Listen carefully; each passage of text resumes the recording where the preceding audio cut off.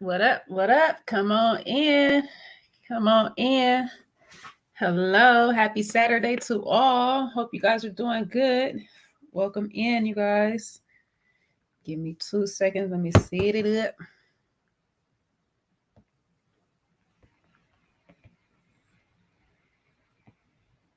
Oh, shoot. I'm messing up, y'all. Hold on.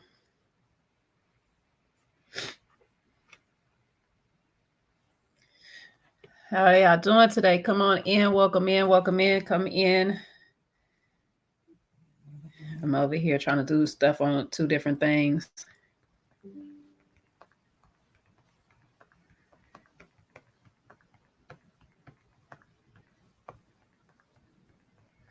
Give me 2 seconds. Y'all in here, come in, you guys. Welcome again for another weekend of Preparing to Love. Hey, everybody. Still got a little bit of my sinus cold going on, but I'm getting better, y'all. I'm getting better. Let's see. So, come on in. Hello, everybody. Happy Saturday. Happy Saturday to you guys. You know, we just did Memorial last night.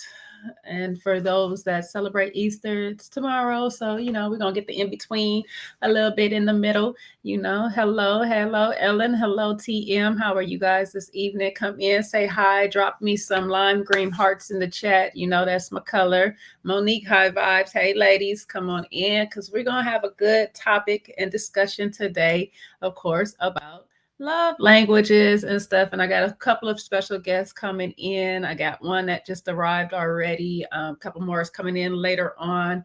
But once you guys get in here, please, at the beginning, like, share, subscribe to my channel, of course. And then, of course, my guests that are coming in, please do them just as much love and justice as we like to. Let me get my first guest up here real quick. Hey, Tyrone. Hey. What's going on, everybody? I can't see you. That's so weird. It just went black. Let me see if it's showing on my other screen. Are you showing? Yeah. I think I'm up now. I see you now. How we doing? Yeah, I see you there. Don't mind this. A minute to log in.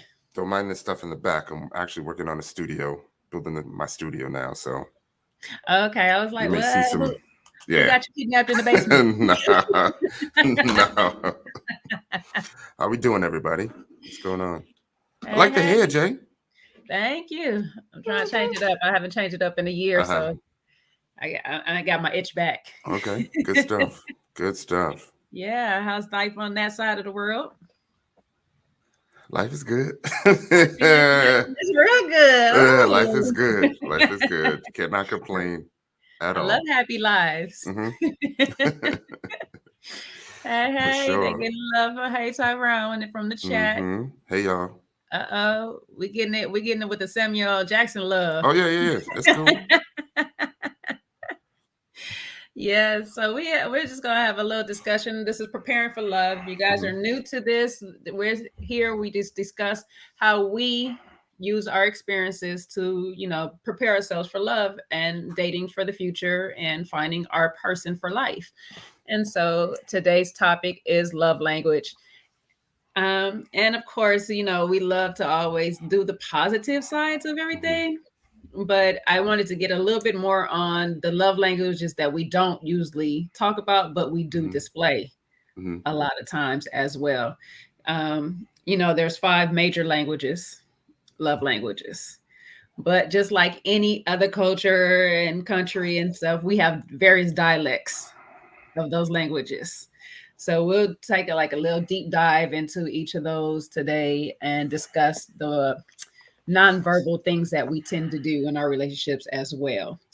First of all, Tyrone, do you know your major love language? Yeah, I do. Mine are easy. So basically just quality time really is my first one. And then maybe words of affirmation. But essentially, because everything else is taken care of, the only thing you need to do is just exist, and that's good enough for me. Not just exist. Right, because I really, I was brought up to be independent, so I really don't need much. And with everything I've figured out in the last couple of years, all you got to do is exist and just do something positive. And that's a good place to start. So I just put in the chat. Let me try to. You know yours? Yeah, mine's is actually my number one is quality time. So there's giving love and receiving love, Mm-hmm. and they may be different. Mm-hmm. How do you give love? The way I give love, I try to give love the way because it's based off the person I'm with.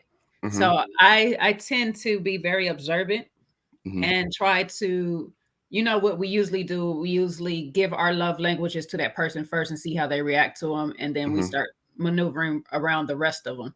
Mm-hmm. And so I try to pick up on that person's love language. Mm-hmm. But I have noticed over the course of my relationships, I tend to find people that are basically in the same love language as me, as Mm-hmm. far as wanting quality time and the touch. Mm-hmm.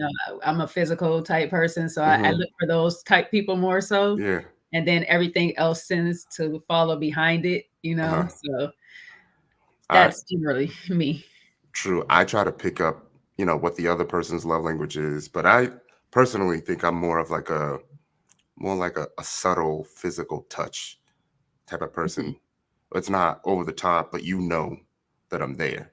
Mm-hmm. Open the door, a little touch on the waist here, touch on the shoulder there, just to let you know that I'm there, and you feel safe. So maybe subtle, but not so subtle. I'm just good with it. We might be twins and so to speak Mm-hmm. or whatnot. I mean, I personally do like the subtle touches. I love the PDA or whatnot, even though our Uh-huh. coach used to frown against it. And if you don't Uh-huh. know what PDA is, it's public display of affection. I do like it. But I'm the type of person that just get up close enough Mm-hmm. just to feel your energy, but doesn't have to literally just put hands on you. Mm-hmm. I just need to be like really close to you. Yeah, Yeah. I wasn't much of a PDA person, but I'm realizing that it's the person. Like Mhm. if you truly don't care who sees you, then the PDA is nothing. And I used to worry about PDA all the time, you know, You and my coach would have got along. all the He used time. to fuss all the time. He's like, "No PDA, no PDA," and be like, Yeah. catch him with kissing his girl, but he's all turning red. Mm-hmm. But yeah, no, I don't mind PDA. And I currently have a partner who would try to embarrass you any chance he gets. So Mm-hmm. you just kind of gotta ignore it, like Mm-hmm. because he'll just do the oddest things in public, and I'm just Mm-hmm. like, okay. But that's how he likes it. That's how he plays. That's how he likes to go. So I just go with it. Mm-hmm. It's just like, all right. But I will hold hands. I'm more of the arm under the cuff under the arm type person or whatnot. Mm-hmm. And I love being come from a person to come up from behind. I don't know what that is, but I just love it. It might be a sense of security for me. I love it though. Mm-hmm. Or a sense of submission. That could be, but I'm not to put you in that position to make you submit too. Right. But yeah, so I put a link in there for you guys in the chat. I pinned it. So if you guys were wondering what your dominant love language is, we're going to go through the 5 major ones. But there's a test and a quiz up in there. You know how we like doing quizzes. There's a quiz in that link that will give you your breakdown is percentages on where you stand Mm-hmm. as far as love languages go. So of course, me and Tyrone, we share one, which is quality time. And the other ones were words of affirmation, physical touch, acts of service, and receiving gifts. So Tyrone, what is your least on that list? Maybe the gift giving. Now, is that receiving or Yeah, giving? receiving gifts. I'd be, especially if it's expensive. We didn't talk about it. I would be like I wouldn't want anyone to spend money on me. I don't know. I have this weird thing. Like I pay for everything when we go out. Um, like you shouldn't have to spend the money. You shouldn't have to open no doors. Like you literally shouldn't even have to carry nothing if you don't want to. You shouldn't. Mhm. And it's just if someone was to buy something for me, you know, so that's probably my least favorite. I'll probably agree with you on it. As much as people be like, "Oh my God, you don't like gifts like that," I don't. Mm-mm. They're not up there, Right. you know. I mean, there's so many other things you could do. Yeah, for me, like I don't mind buying gifts for people, but for getting me with something, it's just like I don't care about it. You know, I would prefer a text message saying I was thinking about you, I miss you, or something over a gift. Now, if we're just both out and you're buying you something and you just want to buy me something at the same time, more power to you. Yeah. I'm going to take it. Or if it's thoughtful, right? If it's thoughtful, like Yeah. believe it or not, I think a really good gift that I got recently was like a 8-piece box of Popeyes. And it was the weirdest thing. And I don't know how she knew, but I was just thinking about it. And then I came home and it was there waiting for me. It was the weirdest thing. And like, that's the stuff that I like. Sometimes I don't even consider those like gifts, is because it's just like, we just align right now. Right. I mean, there was some thought, you know what I mean? There was some effort put in to make that happen, to make me feel a certain way about it, to make me feel good. And like, those are the things that I enjoy more, as opposed to just something random that you think I'm gonna like, you know.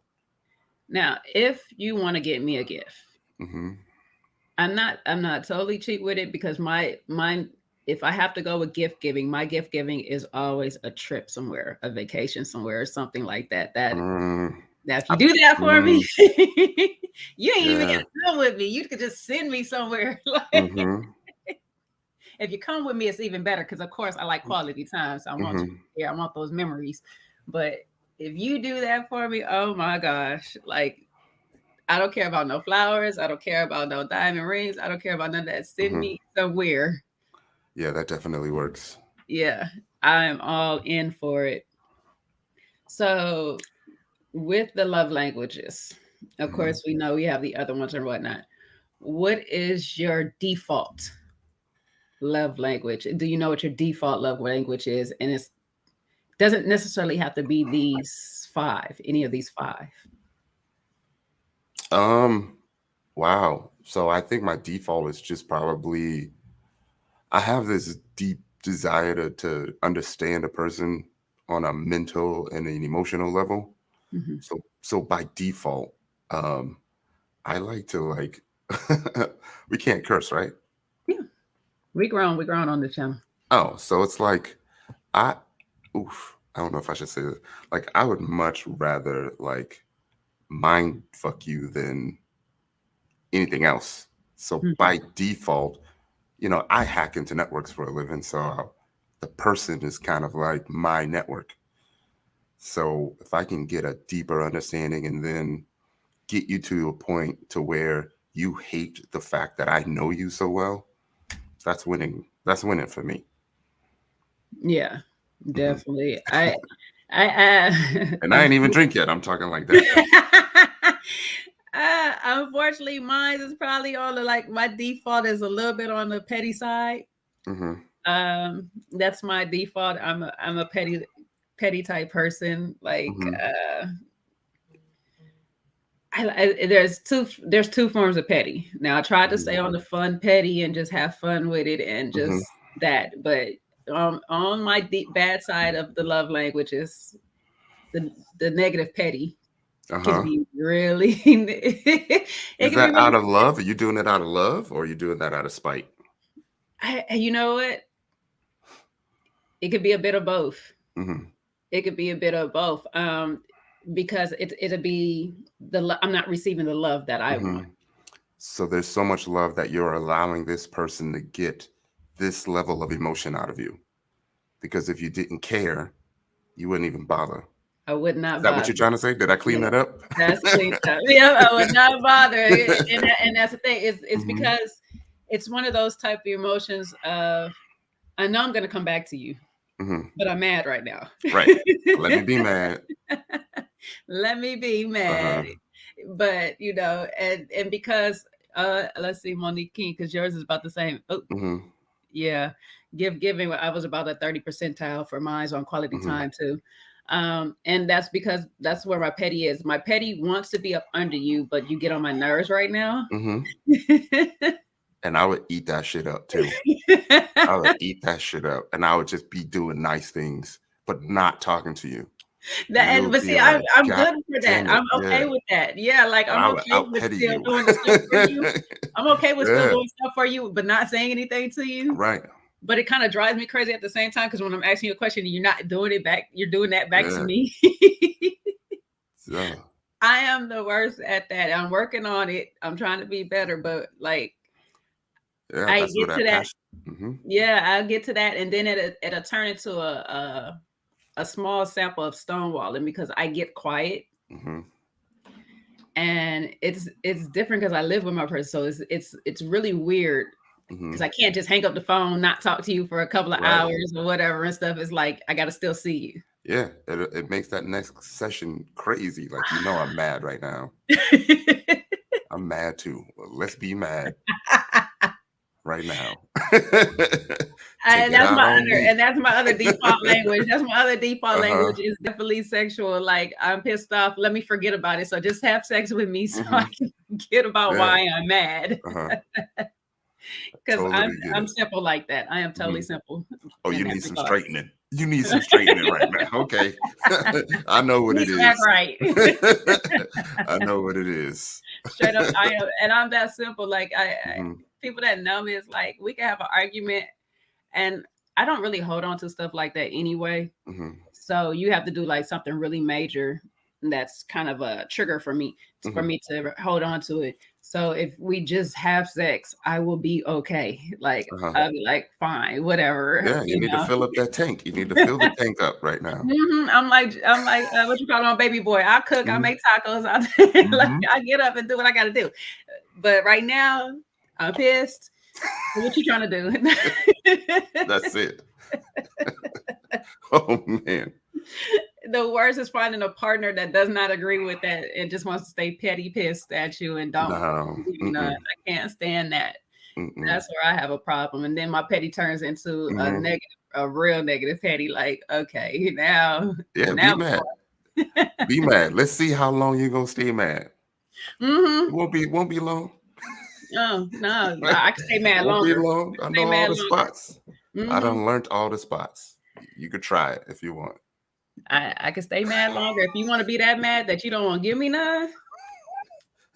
Okay. Now you asking for it. Now, okay. My past petty used to, when I wasn't finding commitment in the person, when I wasn't trying to be committed to a person, my past petty would start texting everybody else. No, I don't care to see them. I don't want to see them. Because I want to be with the person I'm with. But I want that person's attention. So it's just like, okay, well, you're not going to give it to me, so let me see who else is going to give me the attention. I can see that. Yeah, and it's just like, it was defeating the purpose, because that, of course, that person doesn't know that I'm talking to somebody else anyway. Yeah, that's a whole lot better than like sex punishment, because you don't want to be in sex jail. Because you're just going to hurt yourself then. Listen, this is probably why I'm afraid to get married, because if somebody try to put me in some damn sex jail, adultery might be committed like that for a while. Okay, right. I can't sit in nobody hole for too long. That's it. I'm not doing it. You got a hot 48 hours to be mad. For real. In the first 48, you better get it right. There's about to be a whole cold case of a missing person, because I'm out. Because I'm gonna be out. Wow. You know what I mean? You might get a little more time out of me than 48 hours before I really be out, but like, I'm not gonna go. Right. You better have mad sex with me. That's all I can say. You just be mad. You could go back to being mad after the sex. I don't even care. Go ahead. I'm about to fix this food and go on. But yes, So like we were discussing this, and so the point of me bringing this up is because there's a lot of different languages. Like I said, there's like a lot of different dialogues that we don't necessarily go into in the way we treat Mhm. people, and some of it is just like being petty, stonewalling, Mhm. these negative things that we do to others. Confusion is Mhm. one, manipulation is another, and even with these five major ones, manipulation could still take into play Yeah. into that too. If you Yeah. learn your partner's love language well enough, That's the worst. that's why I tend to stay away from the receiving gifts, Mhm. because that one's the most easiest to manipulate. Mhm. If that is your thing, like I can just tell you all kind of bless you out all kind of ways and then bring Mhm. you a gift Mhm. and all should be fine. Yeah. That manipulation one is tough. Um, Being passive aggressive, like I really, Hmm. really hate that. Like, don't be fake mad at me, Hmm. just to try to get me to act a certain way. Nah, nah. If I pick up on that, deuces. Right. Like, I and my other love language is communication. Hmm. Like I would rather try to talk it out and figure it out Hmm. where I'm even going wrong. It's Yeah. of course it's not always just you. It's I have to figure out what I'm doing wrong that Hmm. makes you react the way you react, Hmm. give me the feeling that I'm getting or whatnot. So it's like Right. sometimes I just need to talk it out. Right. And the more we do that, the more I start to fall in love with you, because I'm what is it, a sapiosexual? Hmm. The right one? Is that the right term? I think it is. Sapiosexuals fall in love with intelligence. Yeah. Yeah. So that's where I am. So it's like you can joke around and play around and act Hmm. ignorant all you want, and sometimes it will turn me off. If I know who, like, Hmm. if you joke so much like that, then it starts to turn me off. But I like to have deep intellectual conversations. Like, Yeah, that's been my new thing. You brought up the communication and the whole emotional awareness hmm with communication on top of that has been my new thing. So if there's ever an issue, if I start to notice something that's going wrong, if I feel like she is feeling a certain way, but maybe unclear about something, I've been aware enough, to at least pull her to the side, have that conversation, make things clear, and just be like, hey, I don't know what's up with you, but I'm noticing a difference. Here is what I think that difference is. And because I think that, here is me clearing these things up. hmm yeah, that. Boom. What do we do next? How do we move from here? Yeah. That's like, yeah, that's definitely like a lot of my biggest one right now. And I know it's Mhm. not on there. I guess the closest will be like words of affirmation, but I don't really need you to tell me I love you, beautiful, and all that. So I need to tell you to tell me how you're feeling, why you Mhm. feel this way, what Right. made you tick. I would rather learn you. Yeah. And don't be afraid to put it out there. Hmm. You know what I mean? Hurting my feelings is only going to happen like if my ego can't handle it. Right. So I'd much rather you tell me than for us to suffer from this over and over and over again. Right.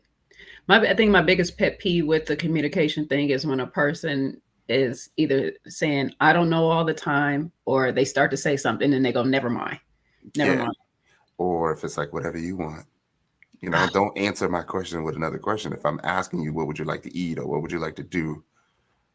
You don't have to try to please me every time with your answer. Like if I'm Hmm. asking you, the point is to make you happy Right. because you have this desire to also make me happy.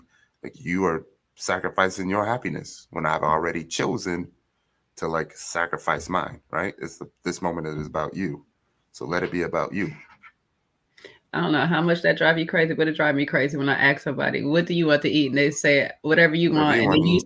and then when you start naming stuff, no, I don't Right. want that. Nah. No, I don't Mm-mm, want that. mm-mm, Like what? mm-mm. I'd be like, you pick a place that you want to eat. I'm sure I can find something off the menu, Hmm. once you figure it out. That's what I say. As long as they got fries, I'm okay. That's too easy. If they got some fries, I'll figure out something to eat. Don't worry Mhm. about me. Like, what do you want? Because I'm more like I know how I am with, especially with my partner. I'm more diverse as far as eating than he is. So it's like, just tell me what you want, because it'll be easier for me to find something than trying to figure out what I want, and then you trying to find something off of what I want. Like, it drives me crazy or not. So, like you guys say, acts of service. What do these people need to do for you to make you happy? If you guys are into acts of service, I just want to know for the audience out there. Include you guys in this discussion. Do you need massages? Do you need your dishes washed? You need your car gas? you know, sometimes you need your car gassed up or something like that. You know, what type of acts of service? Because there's different types. There's, things that they do for you as far as you personally, or things that they do around the house you want them to do more of, reminders. There's different levels to all of these things. So, just a question to the audience. You guys let me know what you guys like about it. So like, in your quality time, how much time do you need to spend with the person to qualify you having enough? That is a good question. Because what's weird is, when they're there, it's like, all right, I'm good. But when they even start to talk about leaving, it's like, oh, I don't want you to leave. It's like the weirdest thing. Like, I've had my full share, 2 days ago. And I would be okay if you happen to leave. But like, if I see you pack up, it's like, don't leave. But it's different for you because you said, y'all live together, right? Yeah, but before this experience, what would you say? I would say, I think I was somewhere between like, I was bad at times. 2 nights. 2 nights. You wake up on morning 3. I was gonna say like maybe 4 days out the week. I would want to see you, like I'll be around you and stuff. Like, I ain't gonna tell you to leave, but if you happen to leave, right? Like you guys. So, for instance, like my ex that was here on the last show, we would spend time like in quarantine long before quarantine ever existed or whatnot, and it would be fine because it's that different. was the first person. Yeah, it was the first person I could sit in a room and be silent and we do our own thing. But it was just their presence there made me comfortable enough to just be okay. Like, we don't have to talk to each other. We didn't have to interact with each other the whole time. But, just because they were there, I was okay. So that kind of taught me that I can be okay with the person and in their presence and not feel overwhelmed over, like too much is too much. But then it also made me to a point where going home was hard to do sometimes. Like, I get so used to being there around them. It's like, oh, I got to go be by myself. Like, for real? You want to be by yourself? Why? I don't like that. Why do you want that? Like, what's wrong? I don't like that. What you gonna do when you're by yourself time? Right. You gonna go live? You gonna live your life without me? Exactly. Don't I make you happy? What's wrong with this? Right. Are you not happy enough? What? We could go. Look, you want to come to my place? You could be unhappy and miserable with me. Right. Like, my place is a change of scenery, so it's like we both getting out. Let's go over there. Go. You want to go visit your parents together? Like, what you want to do? Right. Yeah, I don't know. I didn't never. When I live alone and I'm single, I can be okay. That's the weirdest thing. I'm okay, and I don't need to be around people. But when I'm in a situation with somebody, I want to be around them all the time, as much as possible. I don't know. Ain't that a Patrice O'Neal? That's part of a Patrice O'Neal joke, right? Like, I want you to be here, but I also want to be alone. That's the beautiful thing about living with the person, though, especially when you got multiple rooms. I know you're in the house, but I ain't gotta be with you. Right. You could be in that room. I can hear you breathing. You're good. All right. Who you talking to, though?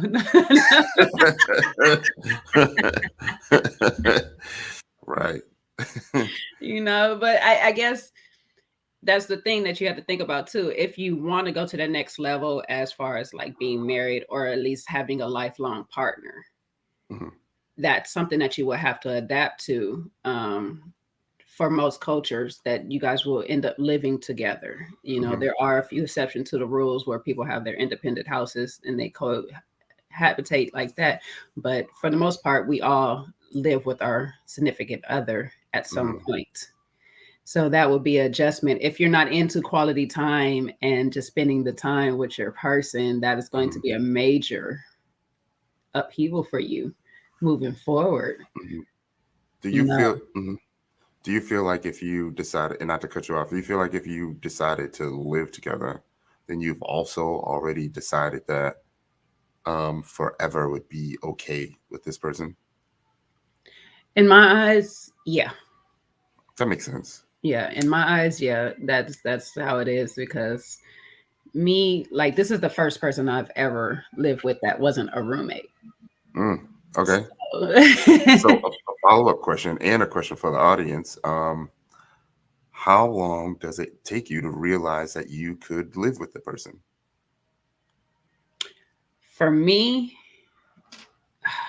living with a person is different because you don't know until you actually living with that person. But for me, when I'm talking to you and we're having our conversations, I see how you fit into my life as far as a long haul. Yeah.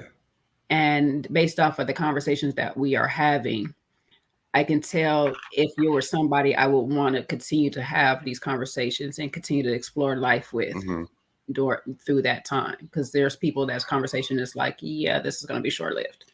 Yeah. And there's people that have conversation that yours like, there's still more in you. I want to get out.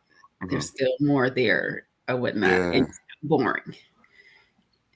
I need like maybe 3 to 5 5-day iterations of us staying together, and maybe a trip or two, because people are different when they're on a trip and you're stuck with them than they are in your home. It's got to be at least 3 or 4 days, because normally when you wake up on day 3, you either tired of them or you're not, and I need to really, really see how I feel on day 3 if I want you to stay or not. Because if I want you to stay, then it could probably go somewhere.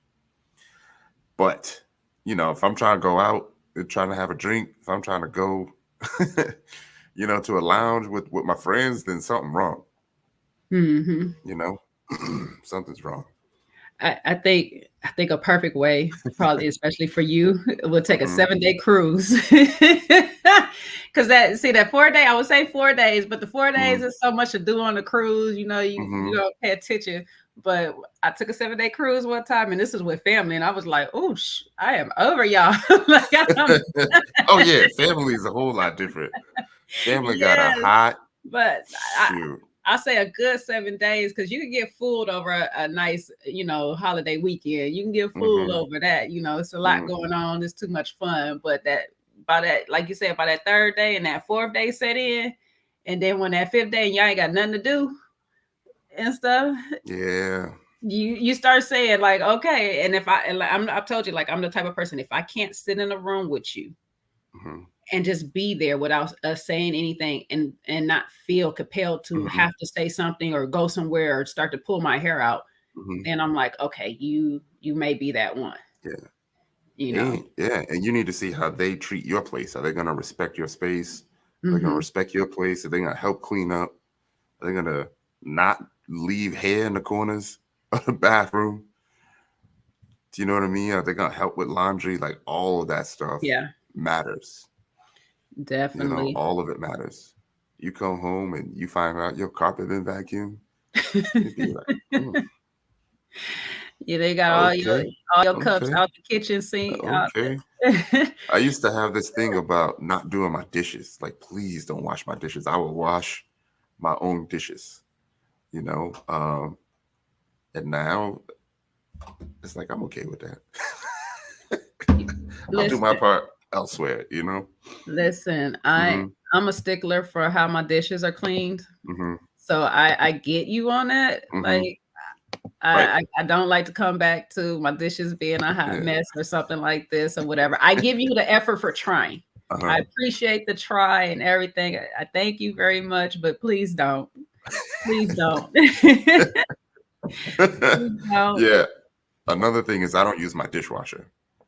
So I don't use that. I don't use that. That's for holding my clean dishes after I wash them. Yes. It's just a bigger dry rack where I put all the pots. Thank you. I laugh because at my dad's house, like the kids were the dishwasher. I was a dishwasher. My sisters was a dishwasher and stuff. And so after we got moved out, they got a dishwasher. And now you go over there and it's just holding the dishes. Like it doesn't even come on. I don't need a dishwasher. I have 4 of them. Or I'll tell you, this is what the dishwasher is technically for. People out there that want to really know, it is to sanitize your dishes after you have washed them. Yeah. Okay, you still have to wash your dishes. I'm sorry. I know it's a fun, convenient, fun little way, gadget and stuff to spend more money on soap and supplies, but it doesn't do it. It doesn't do it for me. I can't. I need my stuff scrubbed off a certain way. Well, and you don't even need to put the soap in the little soap holder. Just put a little bit at the bottom. You're good. Or on the walls. You're good. Listen, if you just put them all in the and wash them off, you'll be okay. And you will have clean nails. Yes. 2 for 1 special. Look at that. Look at that. Look at God. But yes, I get you. Like I'm that type of person. Like you don't have to come into my house and do things. I do like to know how clean you are, how tidy you are on certain aspects. He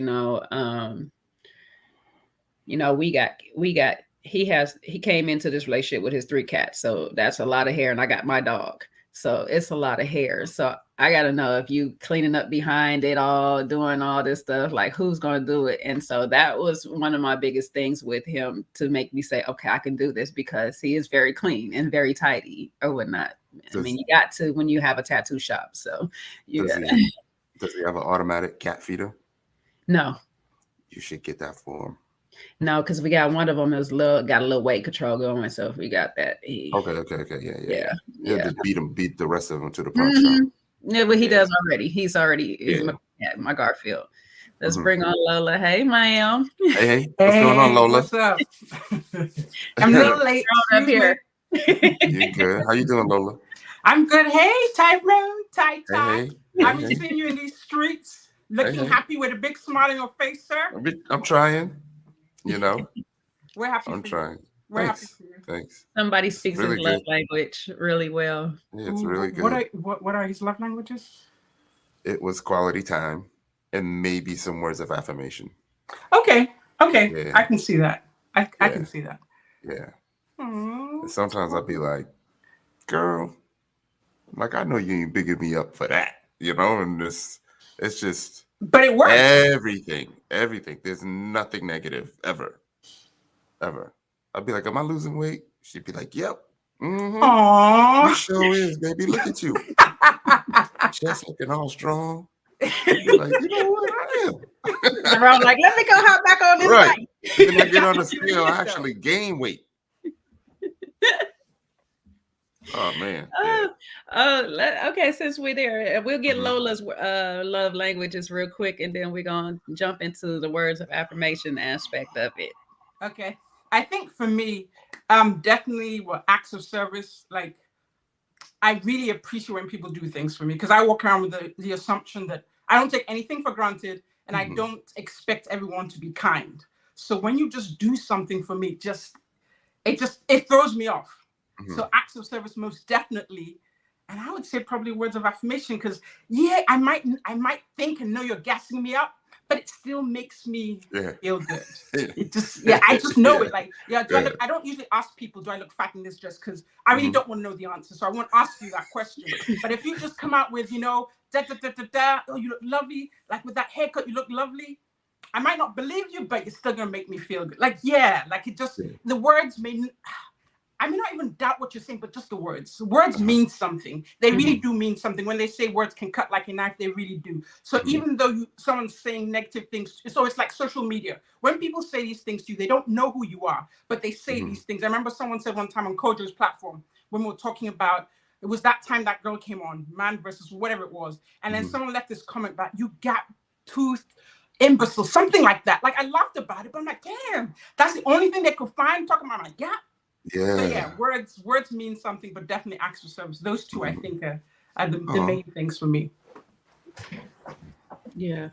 So okay, so we're gonna go into the words of affirmation of it a little bit now. So what particular words or phrases that really get you going or whatnot? So I'll say, for example, for me, I like to at least tell the person how much I appreciate them in my life when they are in my life. You know, I like to tell them as much as possible. I know I love you is can be an overused word sometimes, so I don't always just I love you, I love you, I love you, I love you, just love bomb them like that. But I really do like to let them know how much I appreciate having them in my life, having them listen to me, having them, you know, try to understand me, those different parts. So for you guys, when people use words of affirmation, what is it that you would love for them to tell you you're doing? That's a good question. It is. I don't normally handle it well. I don't handle hearing it well. I notice guys don't. No, I notice guys I'm working on don't. that. Yeah. I'm working You on guys that. don't hear it enough. That's, I think. Yeah, I'm trying to accept it. And that's true, you know, because, you know, there have been times where I literally said, like, I really don't even know how to act right now or react right now because I don't even think I've been in this position to even hear that, like you just said. Dang. I mean, it's hard to say because just like, you know, Hot Ty said, is I've trained myself now. Like somebody might say in the past, oh, what you're wearing looks really nice. And I'll go ahead and say, well, it was da-da-da. It was really cheap. Like, so I've trained myself not to do that, but to just accept it and say thank you. But literally I'll grab it and just kind of hold it. But I don't know what to do with it. Like, I want to say anything you might say, but I think particularly with appearance makes me a little uncomfortable when I'll be like, oh, thank you. And then I don't know what to do it. I'm probably more comfortable when you talk about who I am, how I'm being. Like, oh, Lola, you're funny. I can deal with that a little bit better. But when you talk about appearance, I'm just like, I might just look composed on the outside, but inside I'm just like, I don't know what to do with that. But thank you. But yeah, talking about, oh, she's funny, she's smart. I can sit in that and say thank you. But appearance always throws me off. I guess because I'm the tomboy. You mean I'm getting some confirmation? I don't have to fish for it. You know, I don't have to ask for it.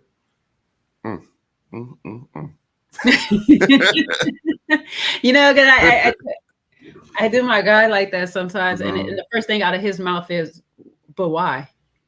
And I've noticed, but because he's not used to people telling them that they appreciate him, so he's looking for the reason of what is he doing. Like what are you trying to get? Like what do I need to buy? Yeah, that's the first reaction and thoughts in his head because in his past, that's what the words were for. Or whatnot. It wasn't a tool to manipulate and to get something. Yeah. Gotcha. Oh, you must be tired of being in the house. Let me think of something. Let me think of somewhere to go. Yeah. You want something. What is it you want? What is it? And it's, you know, sometimes, because I even got him a card one day. He was like, oh, you must be thinking about marriage. He was like, wait a minute, a card? Yeah. From a card? He's like, now they start buying you cards. They try to tell. It's like, what? Where do you get this from?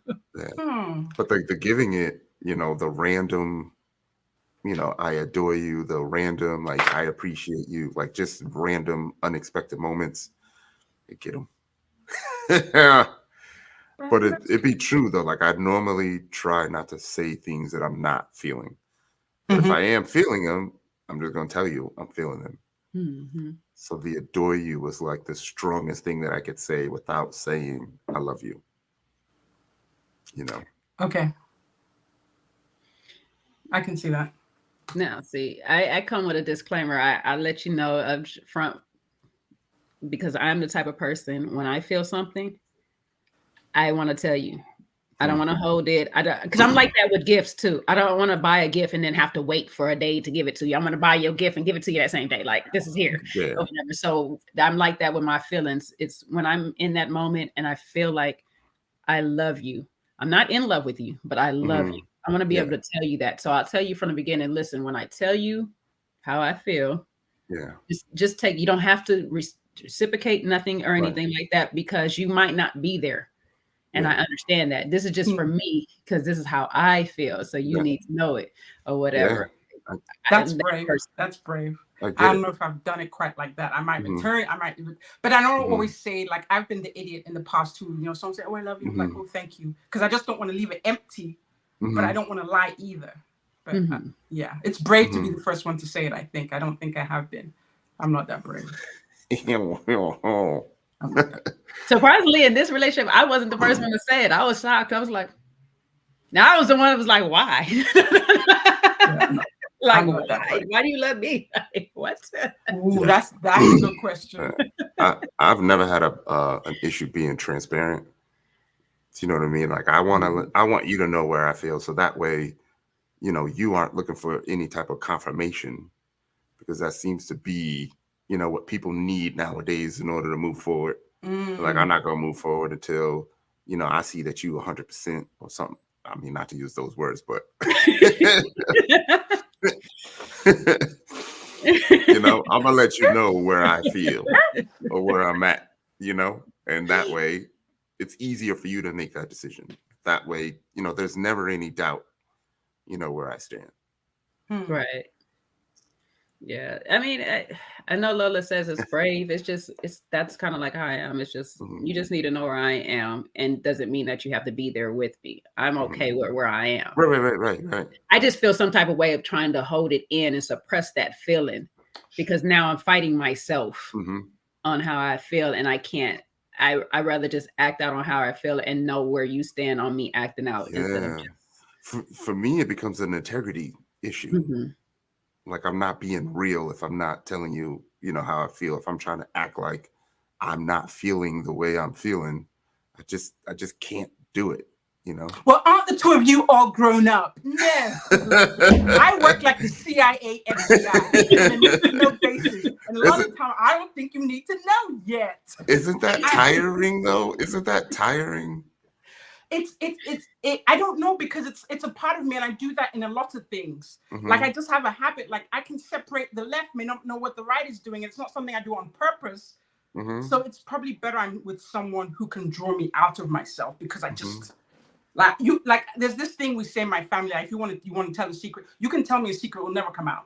Like, it just won't. I don't know, it's just the way I am. And it's not because I'm trying to, it's just, I don't know. Like, even when I've been in relationships in the past, I would feel nervous when the person starts getting me. It doesn't make sense, but when they're getting close to something, then I just like, I don't know why. I could tell you why. Figure it out. Huh? Maybe you just don't trust them. You don't trust them with your emotional vulnerabilities. Okay, I'll take that, because I haven't been able to identify it yet. But I see myself running and hiding, and I can see it happening. Like, oh damn, I hope they don't like. Are you in a house? Did you come from a household that shared their emotions a lot, or everybody just kind of kept it to themselves? With siblings amongst us, we say I love you all the time. So yeah, we're good. But between the parents, did we really say? I think towards the end, before my dad died, we would say that, because my dad and I were like boys. So when we talk, like, we just like talk like two boys, like, oh, what's up? Oh, you like her? Like, stuff like that. So we didn't say it that much, but it was understood. I think it was an understanding, but I don't know if we said it that much. For siblings, we say it all the time. I think it's your attachment style. I think you Break that down, sir. I think you have an avoidant attachment style, and not a secure attachment style. Yeah. Oh, now he's trying to figure me out. That's where I was going though too. It's like, you know, it's a learned behavior from your parents. Call me the love doctor. Though it was understood, it wasn't said. Man. And that's interesting that words of affirmation is one of your love languages and stuff. That's really interesting. It resonates. Those words resonate. Yes. Yeah, because you know, your parents obviously didn't say it too much to you Mhm. guys, or back and forth, like that, but you drawn to it more, Yeah. Interesting. Yeah. Let's talk about Thai now. Yeah, I've had a hell of a 18 months figuring all this shit out. It's been really, really good. I mean, and bad, but it's been really, really good. What, figuring yourself out? Yeah. Like, one is just being secure in yourself first, right? Loving yourself first, figuring out who you are first, what makes you happy first, and then being happy. And then understanding what's not going to make you happy, understanding what your boundaries are, Yes. and not sacrificing any of your boundaries. Easy, right? It's once you know those boundaries, know your rights. Once you Yeah. get those, because I don't have a problem telling you what's not going to happen, but you really need to be clear what your boundaries are. You're right. I agree with that. Yeah. And then being able to express yourself in a way that's not going to be too harsh, but still being truthful. I like that. Yes. You know? Yes. And just having those conversations. Have those conversations. No, don't break me down. Those conversations that you don't want to have them. Do it. It gets easier and easier and easier. But there's other love language, like we were saying. I was saying earlier, there's negative love language. Fear is a love language. Rejection is love language. Hostile behavior and abuse is love languages to some people, unfortunately. You know what I'm saying? And so sometimes we have to unlearn the negative languages and be fluent in new, better languages, I also think your representative, you get comfortable with your representative because it's almost like you like your representative more than you like yourself. Yeah. Because you don't want to show yourself. It's easy to go with your representative. Because it's harder to walk around naked. I think it's because you've gotten comfortable getting people to like your representative. So when you get into the relationship, it doesn't work because the person doesn't like you.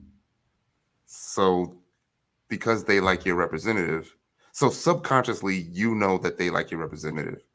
You know that the representative is not you. So when you move towards, down the line in the relationship, you start to doubt the fact that they like you. And it's because they don't like you. They like your representative. Or they just don't know you. They don't even know you. And that's when the shit starts to fall apart. And you start to doubt the whole thing. And it's your own fault. Yeah, and it's your own fault because you didn't show your true self at the beginning. Yeah. So everyone's like, you're now adjusting to this new person, and the new person is the true you that you should have shown at the beginning. I mean, you'll get to see some of me. You'll get to see some of me. Just not No. You be honest at all times. If there's something you like, say that shit. If there's something you don't like, say it. It's the quickest, fastest way to, to get you a person. And if you lose that person, it may hurt, but that person wasn't for you. And it wasn't going to work anyway. I like what Coco Brown Experience says right here. It says, sometimes people don't share their emotions because their emotions have not been honored in the past. So you pull away before people get close enough to hurt you. I like that. Go ahead, Tyrone. I've done a lot of research in the past 18 months. A lot of it is about, if you're the firstborn, middleborn, lastborn, all of it is about the amount of attention you got as a kid, the way that you've been able to cope with things as a kid. Like, you start to learn how to deal with anxiety as a baby in the crib. It's been starting. So as you, become an adult, the anxiety of how a person is going to comfort you is all based on how you were comforted as a kid. So you have either learned to deal without being comforted, so you don't really need it, or you know that it's coming at some point, so doesn't really matter to you because you know it's coming, or you know that it ain't coming. So when you do get it, it's like a weird feeling for you. And that's just a little piece of it. Like, there's a lot more that goes into it.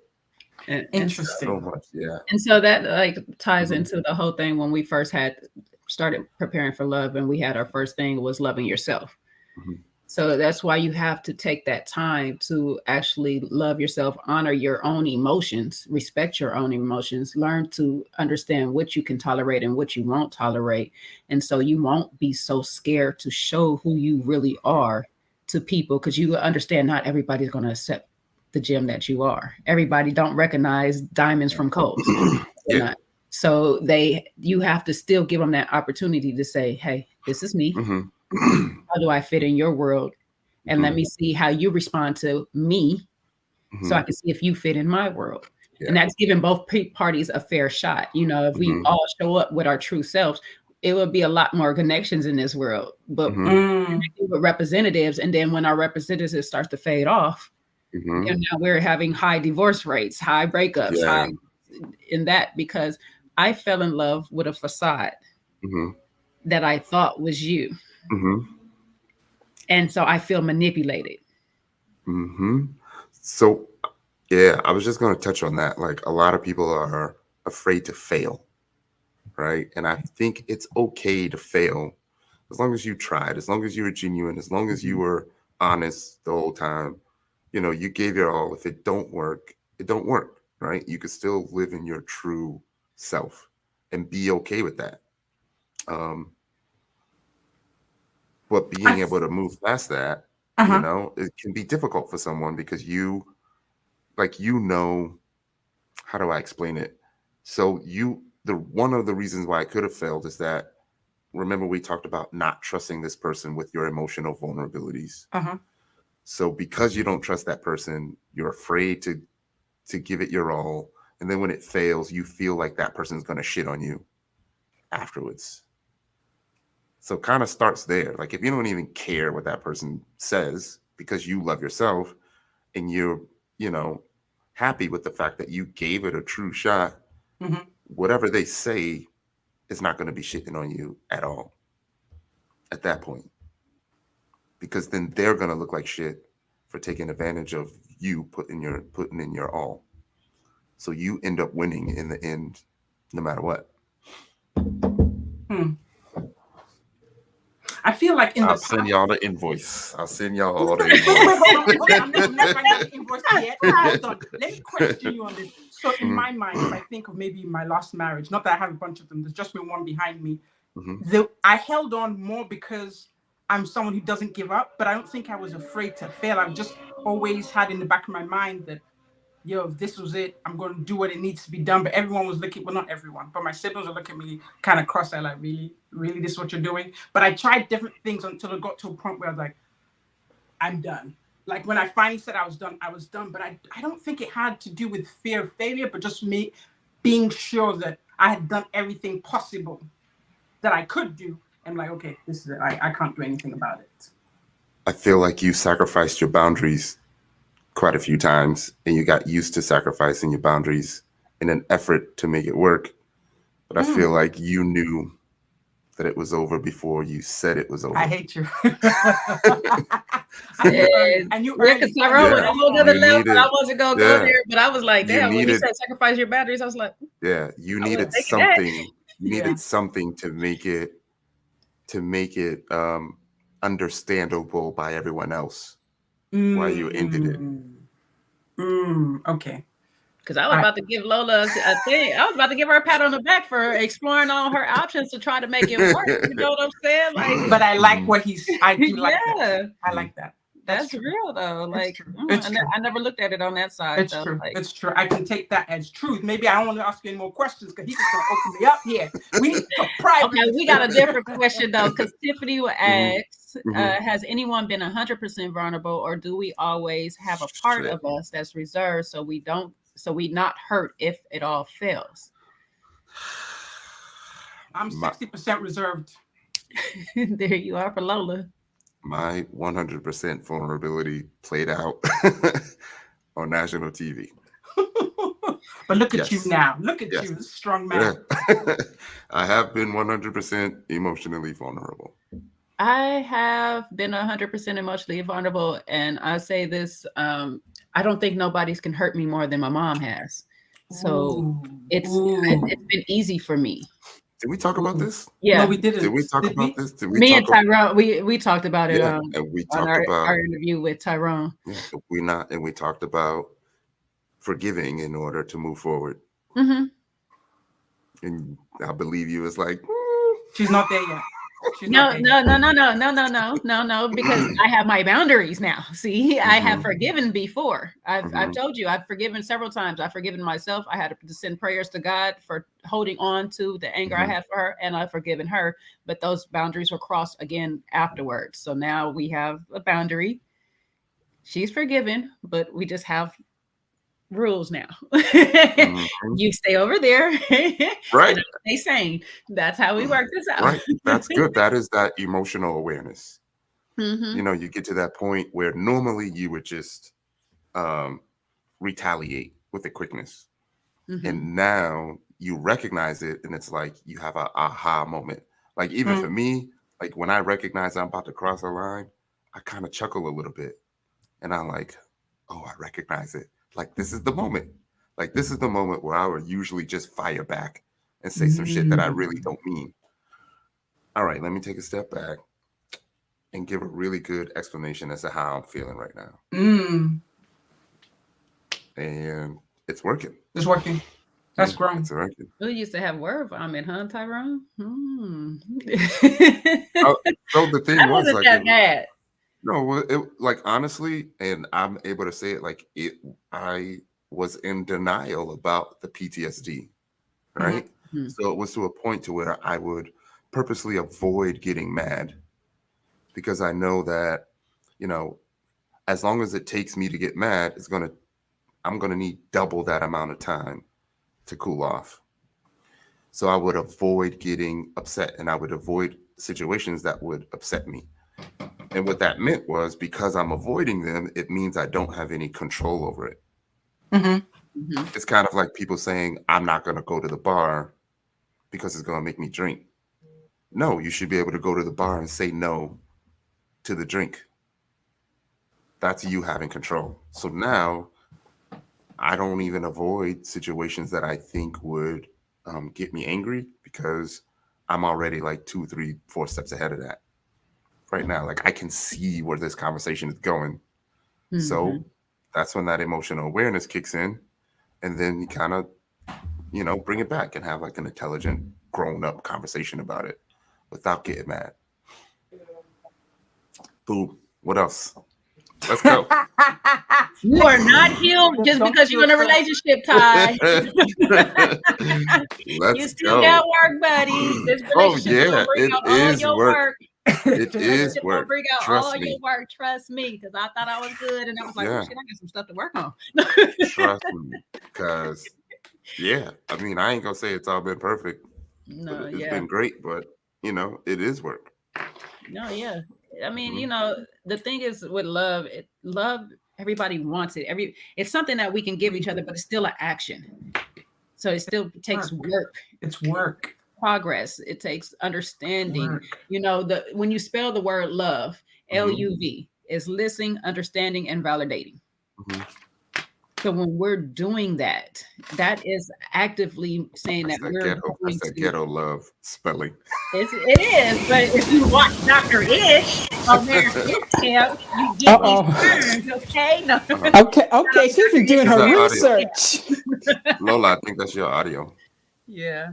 What do you hear? That got louder.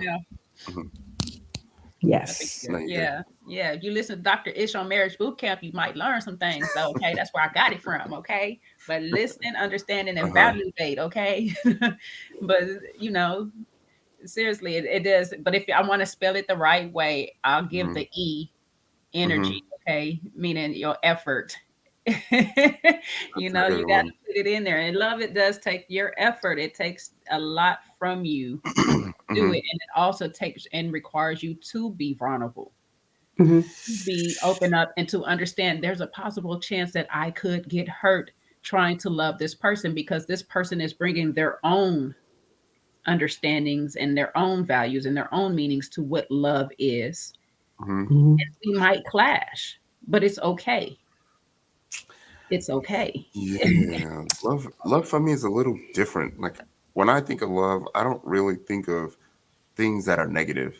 And I Mhm. often hear people when they explain love, it's kind of like they use all the negative words first, where they say things like you need to sacrifice.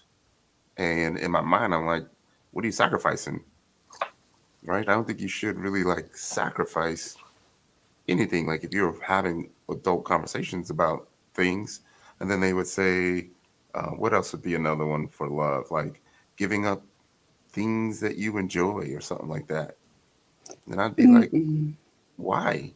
No. Um, it would just they would just say negative things, and I would say love is like loving yourself first, and then not sacrificing your boundaries, and then being able to put in that extra effort to identify what makes the other person happy, and then having a subconscious desire to do those things.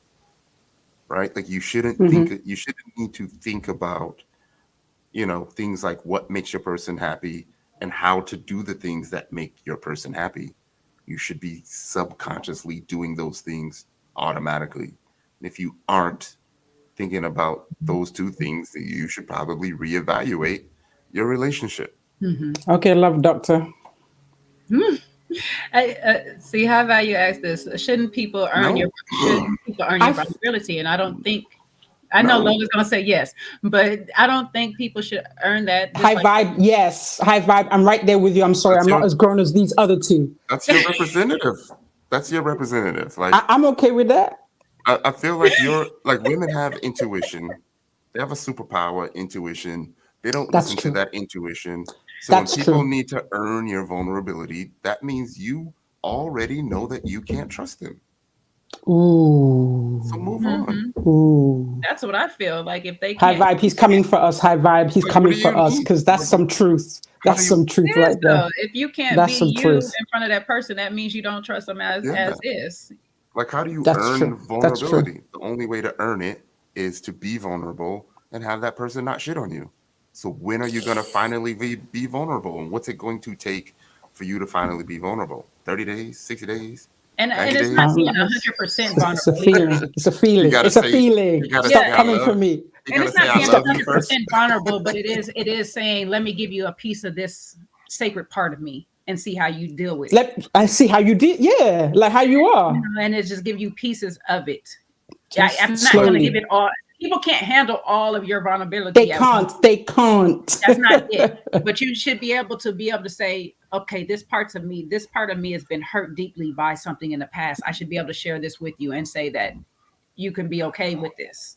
Honest. And to be honest, I can't even say my reservations and my attitude or the way I act is based on a personal experience. Mhm. But from what I've seen, the women in my family, my grandmother, my mother, when I see the pain I've seen them go through, I'm like, I'm good. I'm good. I'm happy right here. And I'm not 15 anymore either, but I think just watching them, like, okay, what I'm not going to do is go through what they went through. See, I ain't got nothing to do with that. Why are you holding this shitty dude from 30 years ago? Why are you comparing me to him? I'm not comparing you. I'm just taking my time, sir. I'm taking my time, sir. But you are. Like I'm you taking just my said, I time. don't want to be hurt like that. I don't want to get to where Right. to the depths they went to is not going to be my journey. Okay. So I'm just taking my time. Right. And you would have seen multiple red flags and you should be able to just walk away once you start to see those things happening. But instead, you swallow it and swallow it. And then you end up repeating the same cycle. Mm-hmm. Let me address this real quick. Coco Brown, you're saying it's unwise to tell somebody your deepest vulnerability day one month, and there's levels to. Here's it is. I'll relate it like this. If you guys ever watch Bad Girls Club, it was always puzzling to me when those girls sit there and tell their deeper secrets and then blow up when the girl shared the secret. That means because that part of you is not healed enough to handle being told. So when you giving your vulnerable parts, you need to be giving the parts of you that are healed enough to sit there and say, if you go ahead and use this in a negative way, I will still be okay. But that lets me know how you are, who you really are with this information. Yes. You haven't. So I think there's two things that are going on. Like, you haven't accepted your own vulnerability, and you haven't moved past your own vulnerability. Because if you have, you wouldn't care who knows. If you have 3 baby fathers, yeah, I guess you maybe not want everybody So to know. what's an example of a vulnerability Darrell's that gonna you get on my nerves with dropping the ball. what's an example of a vulnerability that you wouldn't tell? So if anyone's listening, what's an example of a vulnerability that you wouldn't tell? Something about myself. Why wouldn't you tell me that? We're on a date. I'm trying to get to know you. Not that I wouldn't tell you, but that wouldn't be one of the first things I would spit out. Now, if the atmosphere calms down and you are being like you are now, I'm like, damn, he's making some sense. Then I feel comfortable and I can open up and speak. But just off the cuff, if I meet someone and we're just over a coffee and we're talking, I'm not going to be vulnerable. I mean, I'd be open, but I'm definitely not going to be vulnerable until I feel comfortable. Then I can get to that point because I don't have a problem with disclosure, but it's like little stages. That's for me. It's stages. I don't know how it is for the grown folks, but for me, it's stages. I can't just it out. Like I'm looking at you. Now, I respect this. My question would be to that is, how long does it take you to get comfortable with that person? Does it take a couple of hours? There's no frame of time. But if he suddenly starts saying some things that I can actually identify with, and I see where he's coming from, and I can see the truth. So it's not really a period of time. It's really who the person is. That's why I said I would work with someone who was very sure of themselves and was able to be open, because that way you'd be able to crack me a lot open. It'd be a lot faster to crack me open. But someone who comes up the tough guy and I'm tougher than you. It's not going to work. But if you're someone who's comfortable in who he is and just this is who I am, then there's no frame of time. If I can see you where you're coming from, and I see the authenticity, then I have no problem just being, hey, here I am. But it's just not going to happen. It's not going to happen instantly. I'm going to have to see where you're coming from, and then I won't have a problem with it. But I'm not just going to jump and say I love you. It's not going to happen like the first day. Okay, so I was trying to think of like the most egregious example I can think of. So during like maybe one of your first initial conversations, if someone was like, hey, so tell me about yourself. And then at some point in the conversation, you mentioned that, you may have been molested as a child. Is that something that you would keep to yourself? I would bring it up once I felt comfortable. What would it take to have you feel comfortable? And what would that's why I can't really. It would be the conversation. It would be the person. I use energy, and energy is what I use. If your energy is conducive to that, then it's a conversation I can have very easily. Very easily, but it just has to. I have to feel that energy. Like it can't be like a cold call. Like, oh, by the way, no. As we're vibing, as the energy's been exchanged, and I'm feeling comfortable, and I'm sitting back, like, okay, because I'm not much of a drinker, so it's not because I don't need to have a buzz to tell the truth. But once I sit down and I feel comfortable with you, then really I don't have a problem disclosing that.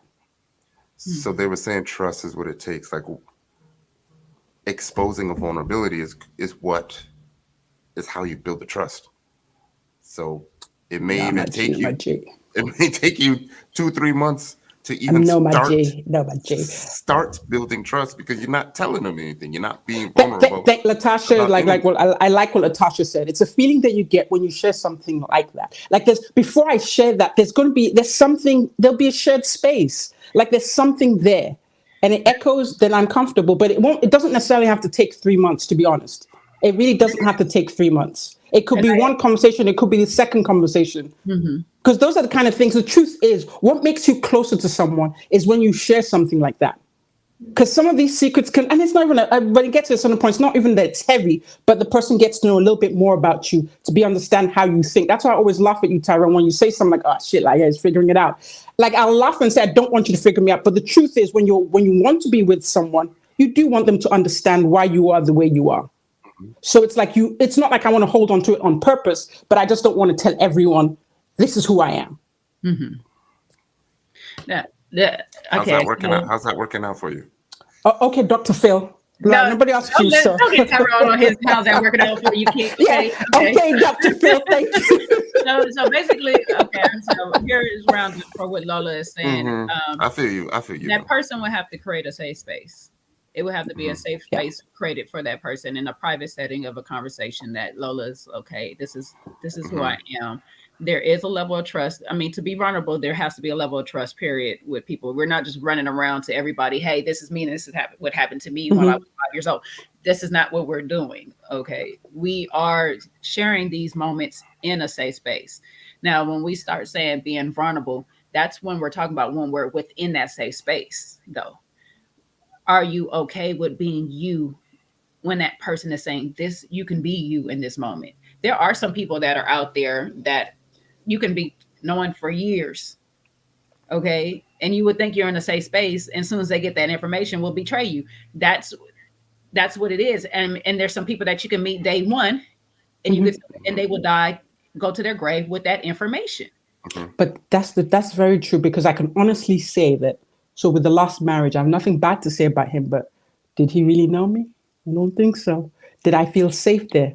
Definitely not. So there are things about me that he has no idea. Definitely. So yeah, it's not even the period of time. It really is. What were you going to say, sir? I can see your mind. I was going to wait for you to finish. See your mind like. I was going to wait for you to finish. But no, that's it. Really. So I can definitely concur that it's not really. That's why I say it's not the period of time. It just is how you connect. And we just didn't connect like that, but we still got married though. What do you want to say, Tyrone? I'm just waiting for you to say something. So the things that he didn't know about you, is it because you didn't tell him, or is it because he didn't ask? He didn't ask, and that space there was never a space, because not always, people don't, because they don't know about you, so they don't know to ask all these questions. But sometimes there's a space that's created where you can just literally just say, oh, you just reveal. So it wasn't asked, of course, because one thing I won't do is lie. I may not disclose, but I won't lie. So it wasn't asked, but also that's not only the reason. There wasn't a space for me to sit down and talk about me. And we never got to that space. I see you. I like this. See, because Tyrone, you're emotionally enlightened, and you did say this is a journey in the last 18 months. Like, not everybody's thinking like you, sir. You're right. So that, like, you're in a good place. This is 2022 is the year of Lola. Lola is on a journey this year. You're right. And I'll be honest about something. Like, yes, I did like openly reveal myself to a bunch of strangers. And it wasn't easy. Like, I literally had an anxiety attack the morning of the First Lady's deliberation. That's why I told you I'd never do that show. I was like, I can't do it. OMG, there are a bunch of strangers in a room discussing all of my vulnerabilities. Hell no. And I had an anxiety attack over it. But I think that's what helped me get over it. The fact that it was just like, boom. This is what it is. You either gonna love me or you ain't. See, that's why I always joke. I joke about it. Like, so this show, been reviewing this show since God knows when. And I joke about that. I wouldn't go on the show for the reasons. Now, I don't get anxiety attacks or anything, but I can sit in a space and they always tease me. I don't want people looking at me like, oh, she's crazy. I'm crazy, but you don't need to know that. So just the thought of cameras, me getting comfortable and forgetting. But that's a fear. Like, these people are really gonna know that this girl is crazy. But it's like, I'd rather you not know. You might think and guess that, but just that, I just don't want you to see, like, this chick is like, she's like, I don't want people to know that. So I couldn't do that, because then they'll really figure me out. Like, oh snap, yeah, I couldn't do it. I can talk about y'all, but I can't do it. I feel like I'm different. Like, I need you to know me like right away. I'm a little bit quirky, you know. But I feel like with time, you're going to like me more and more. But let's get all of this stuff out the way. And if this is the worst thing that I could possibly tell you about me, and you still like me, then chances are we're going to work. I mean, I think you'll like me anyway, but I just don't think you need to know. I don't know how to explain it. You're going to find out. You're going to find out. If I like you and we work, you're going to find out at some point, right? You're going to find out. If you can't handle it, when I do tell you, then we just wasted however amount of time it took for you to get comfortable telling me.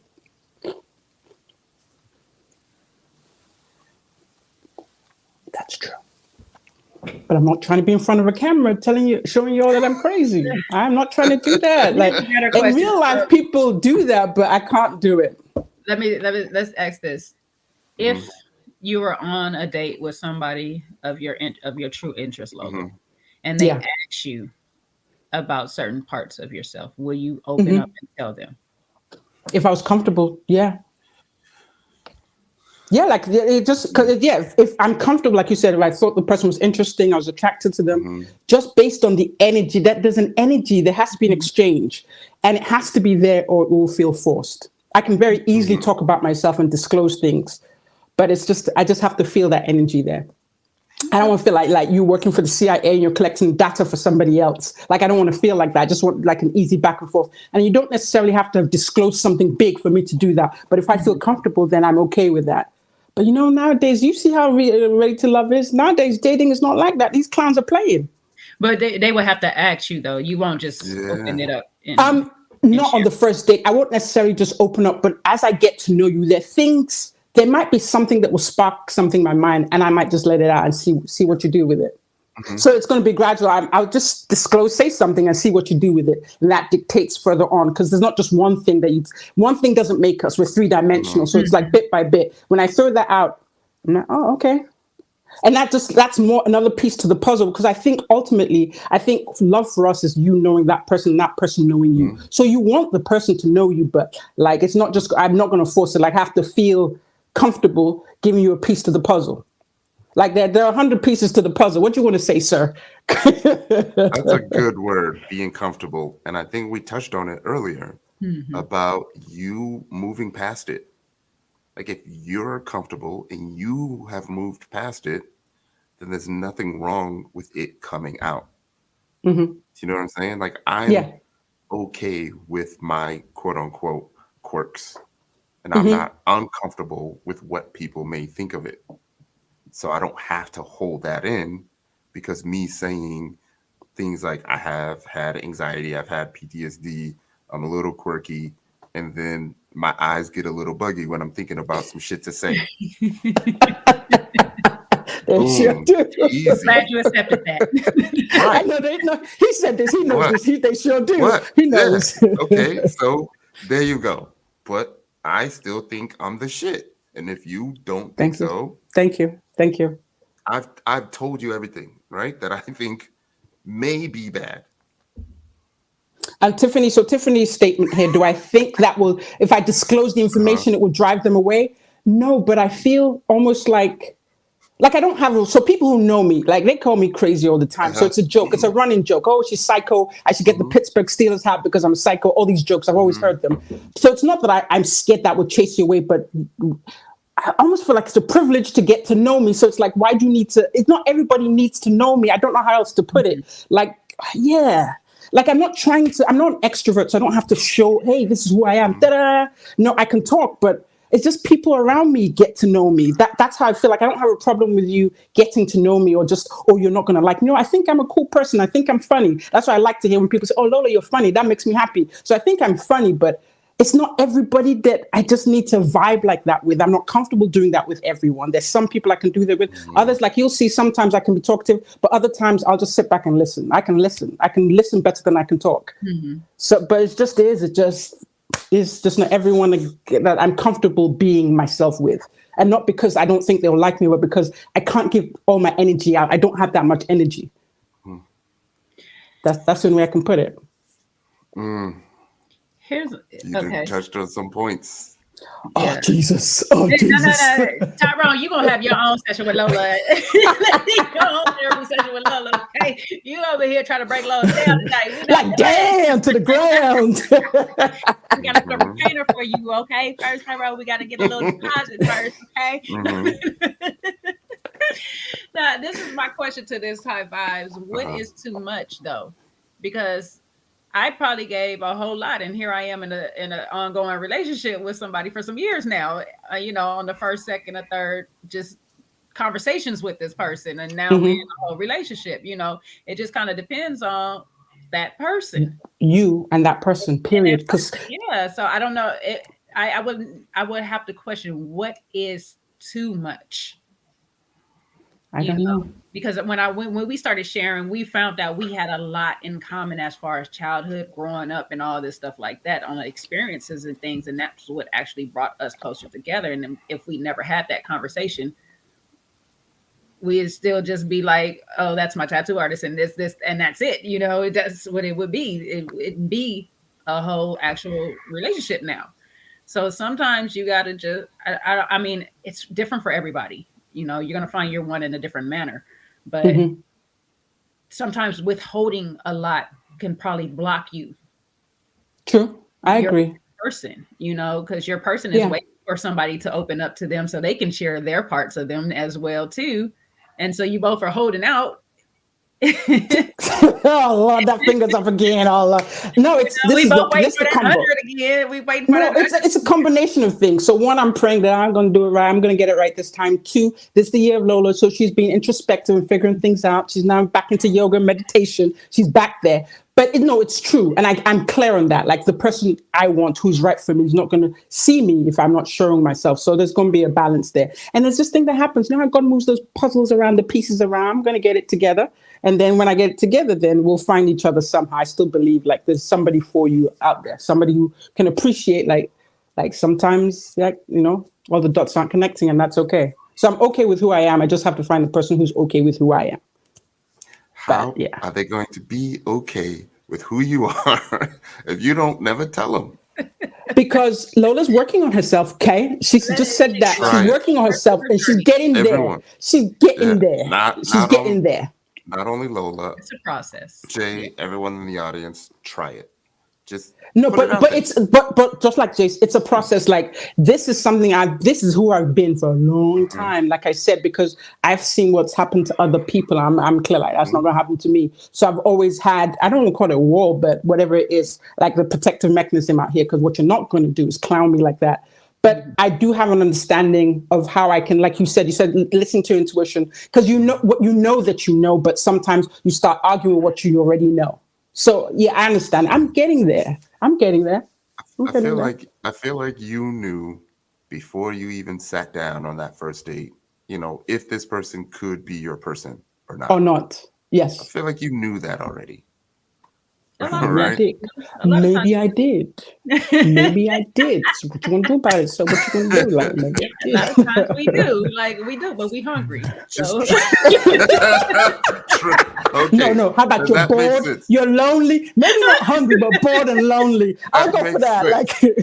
Like I can sit and be hungry. But do you want something to eat? Somebody, nah, I'm good, but I'm starving. So it's other things. You say, Lola, we here for a good time, not a long time. That's all we here. No, the honest answer is sometimes you'll find a lot of women, we're lonely. You sit down, this is a clown, but you just, okay, let me find something to do with the time. And then you just get drawn in, like doing stupid stuff, like playing with it, that's it. If that's the case, fine. Get yourself some fries. Like Jay said. But in the future, I know better now. Maybe I can go hungry. That's okay. I'm okay. Like, I'm on a diet anyway. Like, I just have a salad when I get home. But this, for different reasons, what Jay's saying, we're joking about it, but for different reasons, like you said, we sit down and know, like we know, but we still kind of play with it. Like, I don't know how else to put it, but and for different reasons, you still sit there and do that. Like she said, maybe you are hungry. Maybe you are lonely. Maybe you're looking for something to do. Maybe there's so many maybes, but you're right. You're not lying, Tyrone. You do sit down, like you literally can look at that person and be like, could there be something or not? Maybe. And you kind of know, but you're like, maybe he's a good guy in quotes. Like, you want to be with a good, but you already know it's not going to work, even though he's a good guy. Like, you get different reasons. I think y'all should give it a try. If you sit across a person and you feel like that person could be your person, reveal something about yourself, and then ask them to reveal something about themselves, and then evaluate how you feel about that. If you're uncomfortable saying it, and they don't handle it well, then that ain't your person anyway. Order more fries. I'll tell you the best way to find out if that person is your person is because that thing that you reveal to them in the first argument you guys have, if they throw that back at you, I'm done. I can't respect you. Right? Yeah. Oh, really? That's how you move? That's how you move? Oh, yeah. Or have You're that right. conversation. Okay. You're right. Or have that conversation at the beginning and be like, hey, one of the things that I do not like is if someone uses my own vulnerabilities against me. That is a boundary that I am not going to settle for. Yeah. And if they cross that boundary, then they already know. Yeah. Or you can be adult enough to be like, hey, we had this discussion about, you using my emotional vulnerabilities against me. It happened. Maybe you don't know you did it, but you did it. If it happens again, I don't know how I'm going to handle it. Mm-hmm. And it could be just a misunderstanding, bad word placement, blah, blah, blah. It happens.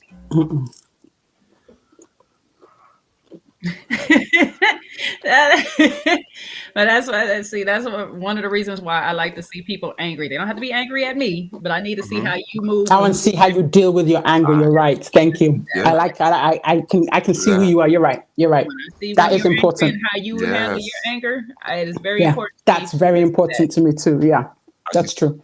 I used to always say, don't take this the wrong way, but I look forward to our first argument because I want to see how we handle it.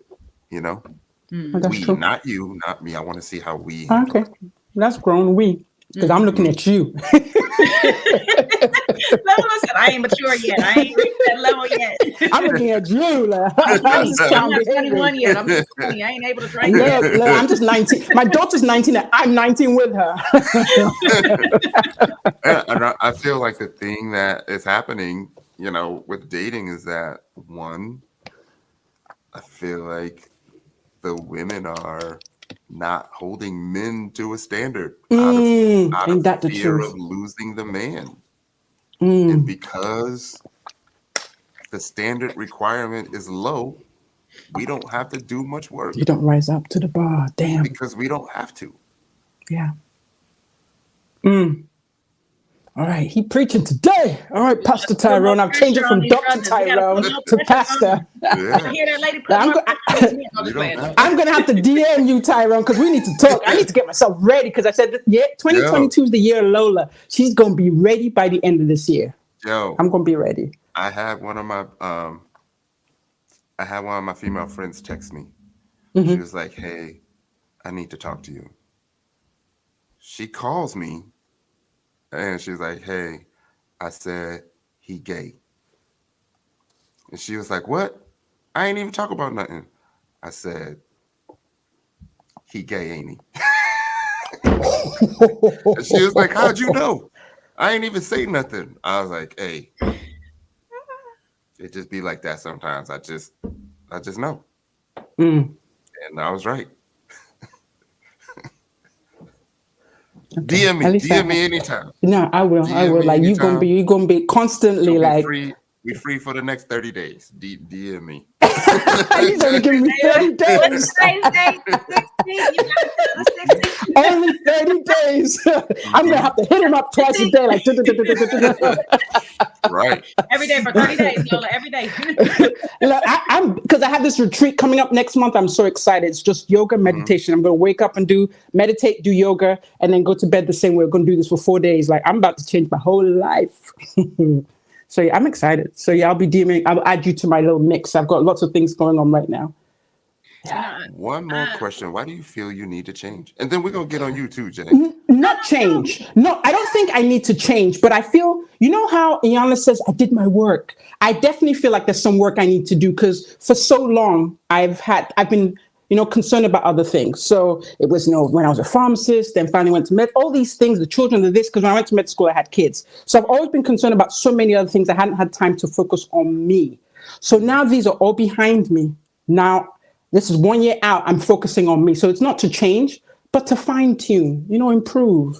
That's all. Just figure me out. Because when I was done my residency, all of a sudden, I didn't know what I liked. I don't remember what I liked to do because I was only concerned with, okay, I've got to, because when you're a resident, you're working 100 million hours. Then I became a chief resident. So there's so many other responsibilities. And I still had children. I had this and I had this. And it's just like so much noise. And so now things are kind of, calming down. I was like, okay, who am I? And what do I want to do next? Like, I've got this going on, but really, what do I want to do next? That's where I am. Yes, Tyrone, what do you want to say, sir? What I would tell my female friends in this situation. What would you say? Uh-oh. I would say plan a vacation. Mhm. If the first guy to come talk to you, give him a shot. Mm. Well, this meditation retreat's going to be Hawaii, so you're trying to say I should give somebody a chance in Hawaii? Lola, don't listen to him. He over here trying to do Stella, get your groove back. You know what I'm saying? I see this. Yeah. I'm with Stella. Yeah. Give him a Your shot. little young Tay dig. What? No. I hear you. So, For real, Jay, though. so Jay, how's everything going on your end? Everything is great. Yeah. Smile, Yeah. you know what I'm saying? My skin glowing, the sun is shining. Hey. Get the hair out. Yeah. She sure does. My hair is growing, you know. No, Looking nice and healthy. Mm-hmm. you know, it's an experience. It's a journey or whatnot. The beautiful thing about where I'm at in this process with my partner is we've had those talks. We've given the second chance talk. You know, hey, you crossed that boundary. I still want to mess with you though. Don't cross it again. And it's been respected. And so that's, you know, these, like I said, communication is one of my love language. Respect is another one of my love language. You know, we should respect each other's boundaries. I cross boundaries with him, and it's like, okay, we did that. Not gonna do it anymore. You cross your boundaries with me. Not gonna do that anymore. And we've been communicating, even in the times that we're not the happiest with each other. Yes. We take our moments to, you know, do whatever, get that little physical touch, and then have a conversation about it. You know, is, hey, you did this. And I'll say, I'll do like this. Our last recent argument was really miscommunication. I was cracking a joke off of something he was saying, and the joke just went left real quick. And next thing you know it, he in his feelings, so I'm in my feelings because he in his feelings. Like, why you mad? And so it's like, why you mad? So therefore, we ain't talked to each other the whole night. But by the next morning, it's like, okay, you know, it was something stupid, something simple. I was joking. Oh, I didn't see it as a joke. I would just took it as this, and it's just like, okay. So when you took it like this, my thing was I just asked a question, and when you responded like that, I joked off of your response. You know, and it was just like, okay, so it's just a misunderstanding. To even to the point last night, I was listening to Put a Ring on It, and he's like, all I hear nowadays is they just having a miscommunication problem. Everything communication is like, oh, bingo. This season is crazy. I don't know, Dad. I can imagine how that took you somewhere else. Yeah. But it was like, that's the truth, though. A lot of times we do just miscommunicate something, and we don't take the time to go back and revisit it to say, hey, this is what I was getting at when I said this. What did you take it as? Well, I apologize that you took it like that, because wasn't what I meant. Or standing firm in it, and this is what I meant. That's what I meant. So you took it like that because this is how I'm feeling. And sometimes that word, this is how I'm feeling, doesn't mean that this is what you're doing. Or what you're doing is bad, but how I'm receiving it is not the best. And it could just be me. It could be something I need to work on how I'm receiving what you're doing. It could be a combination of us both. How do we work past this? How do we get past this part? Yeah. You know, so that's where I'm at with my relationship. And it's been fun because it's new. I have somebody that is willing to go down that path with me and just really explore the options of, I want to make it work. So how do we make it work?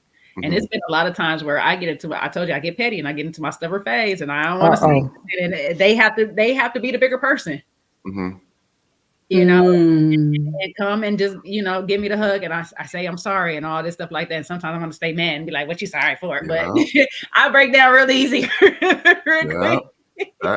That communication is key, and you know, swallowing your ego sometimes is really, really helpful. I had someone I was dating was in the shower, and she turned on the Kiana Lede album. And you know, on that album, the first song is Skitterlude. Mhm. So and she was singing it too in the shower. I said, "Oh man, I'm done. I'm done. She about to take this shower, pack all her stuff, and I'm gonna never see her again." But she just liked the album. You know, it had nothing to do with me. But you know, if we haven't had that conversation, I'd have been like thinking that we're done and we're over. You know. Yep. That's my subliminal love language, music. I speak through No, song. that's true. You can speak to me. You can speak to me through music. I hear through music, like better than words. Yes, like music is everything. Like I'm low key. I'm an artist in my mind. Like but yeah. A lot of those songs are tied to a feeling or an emotion, and you chose that song. You chose that song for something. Yes, yes, that's what I'm. Yeah, I can see that. Shoot. Oh, don't get me on Janae Kiko. Triggered! I'm triggered! Right. All out the triggered! When you finally do decide to let it like all go, I'll tell you, like it's very, very freeing. Like everything. It's like walking around with this weighted vest and you're subconsciously holding on to your traumas and things that bother you. I'm telling you, whenever you let that out, it's like a weight that you don't have to carry no more through life. And it's just very, very freeing. So, you know, I would want that for everyone. But, you know, I understand that you may not be there right now, but I'm telling you, it's freeing. Go have that conversation with whoever you need to have. Forgive them so you can come to terms with it. You can move on. Life is just so much better once you are okay with things that have affected you, you know.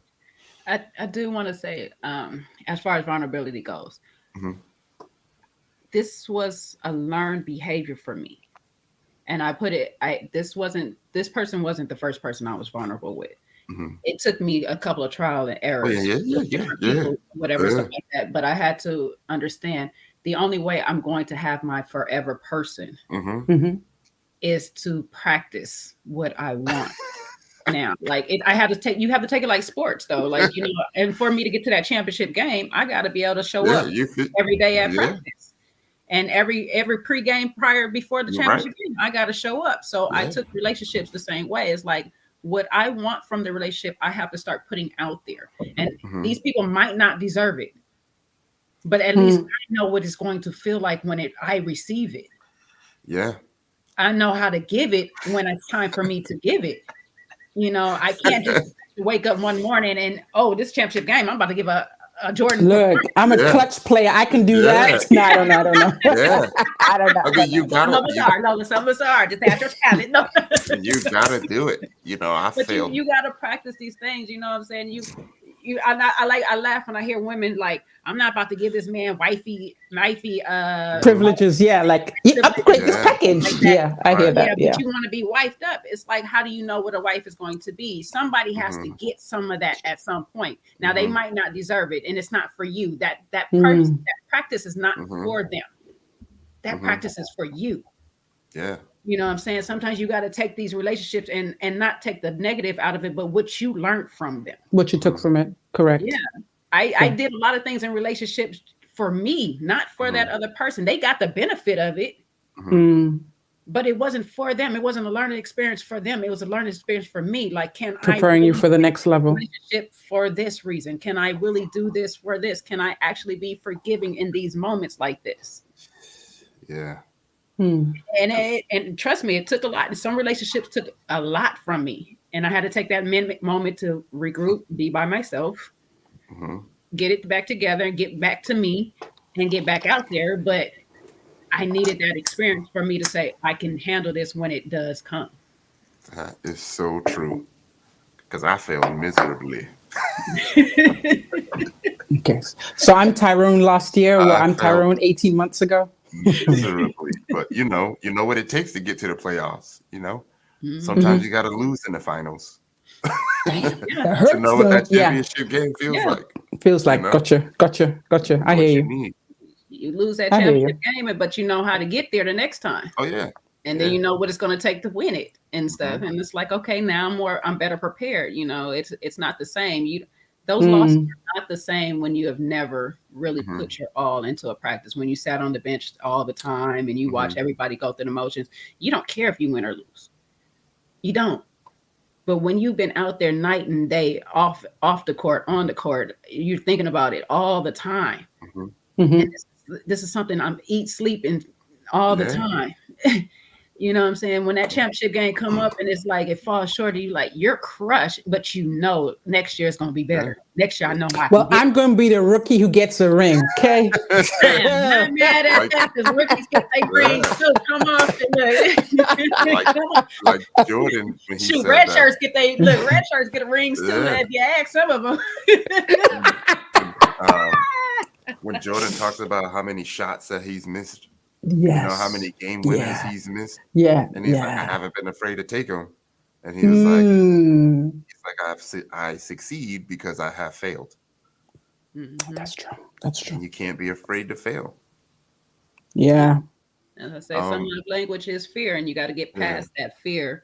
You Mm. can't have fear in love. You can't have doubt in love. I mean, you have to have discernment. You have to have caution. You have to have some reservations, but you can't have fear of those things.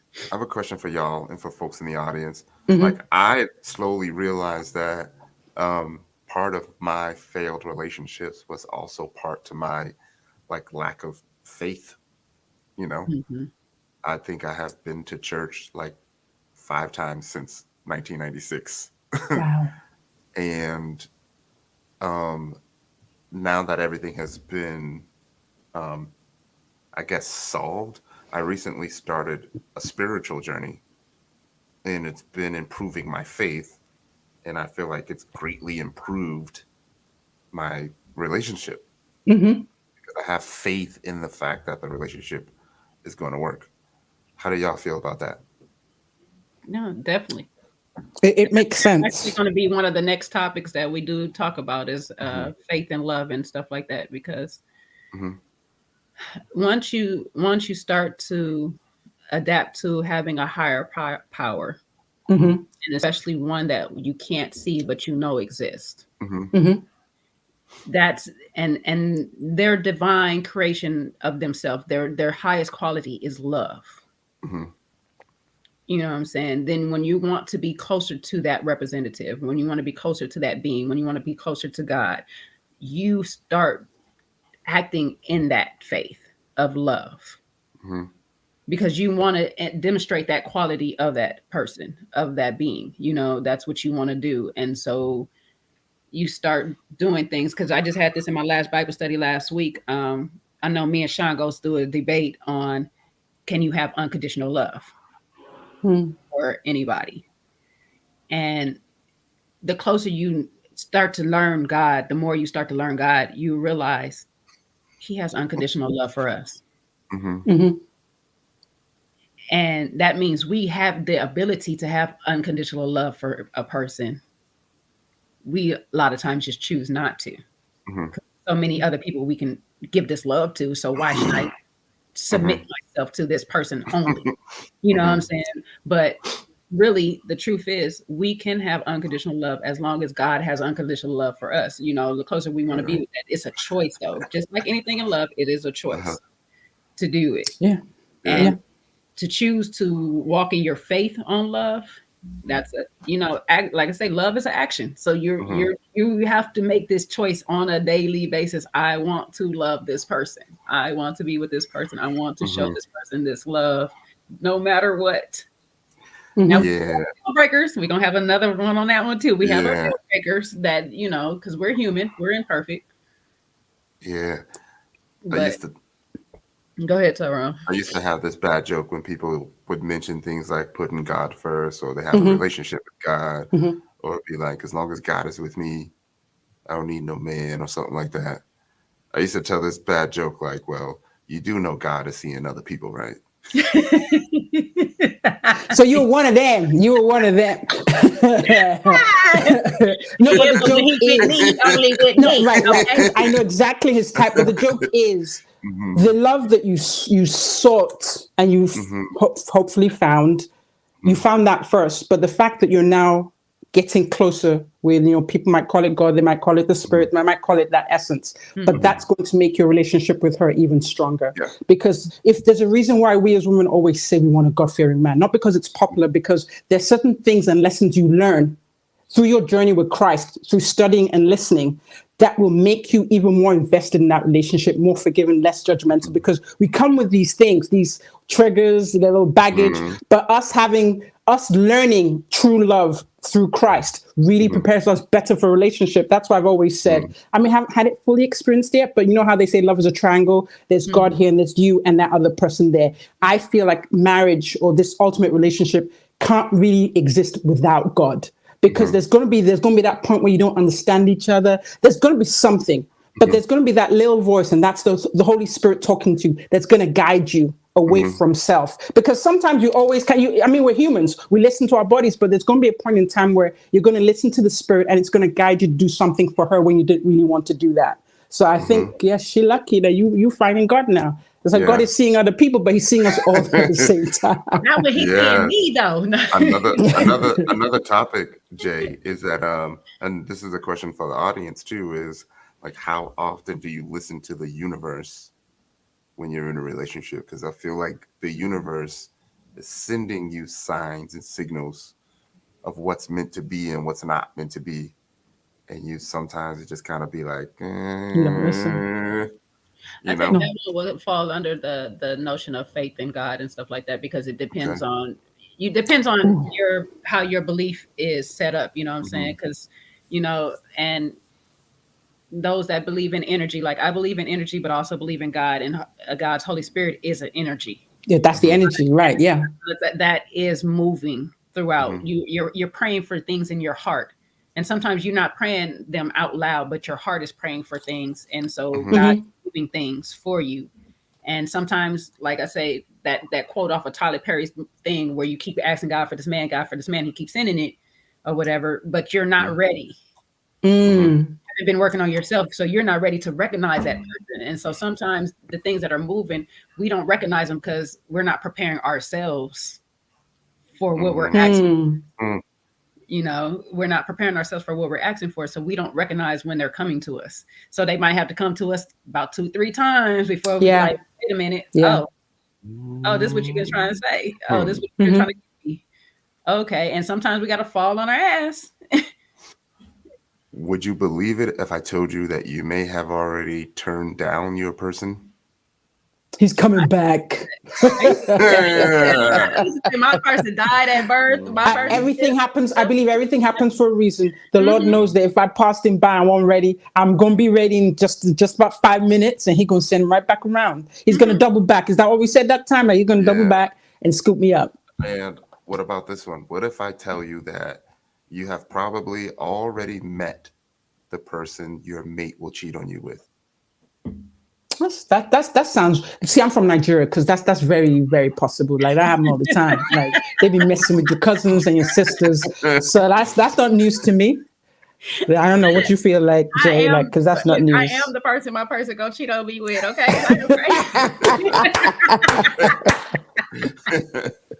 I am her, okay? But we're not going to think negative. We're not going to think negative. He could try if he want to. You know what I'm saying? The Lord is going to close his eyes to anybody else. He's not going to see nobody but me. I might have already messed with the person I would cheat on him with. Now don't fight with me. Those days are behind me. I'm done. Behind me. Get behind me, Satan. I told you I'm very fluid. Get behind me. Very fluid and petty, okay? Now. No, I'm good. No. Yeah, that was behind me. We're good. Like, we're getting ready. But I love what Coco Brown Experience said here. I love that. The author of Love. Like, it's true. If he created that, like, it's like, when they talk about having a manual with this product, like, to learn how to do something or to use something, it's always good to have a manual. So, who else knows about love and has the manual for love but God? So if you really can practice some of those things you read about and learn about, then you really can apply that into a relationship and make it even richer. Because, it's one person or the other might be feeling petty that day, or sometimes it helps you be the bigger person, and that can bring you closer together. So you know what, Mr. Tyrone, you're really getting there. Yeah. We're proud of you, sir. As you switch it around. It's been a long ride. Better I'm not mess telling up on you. us. I was just about to choose you.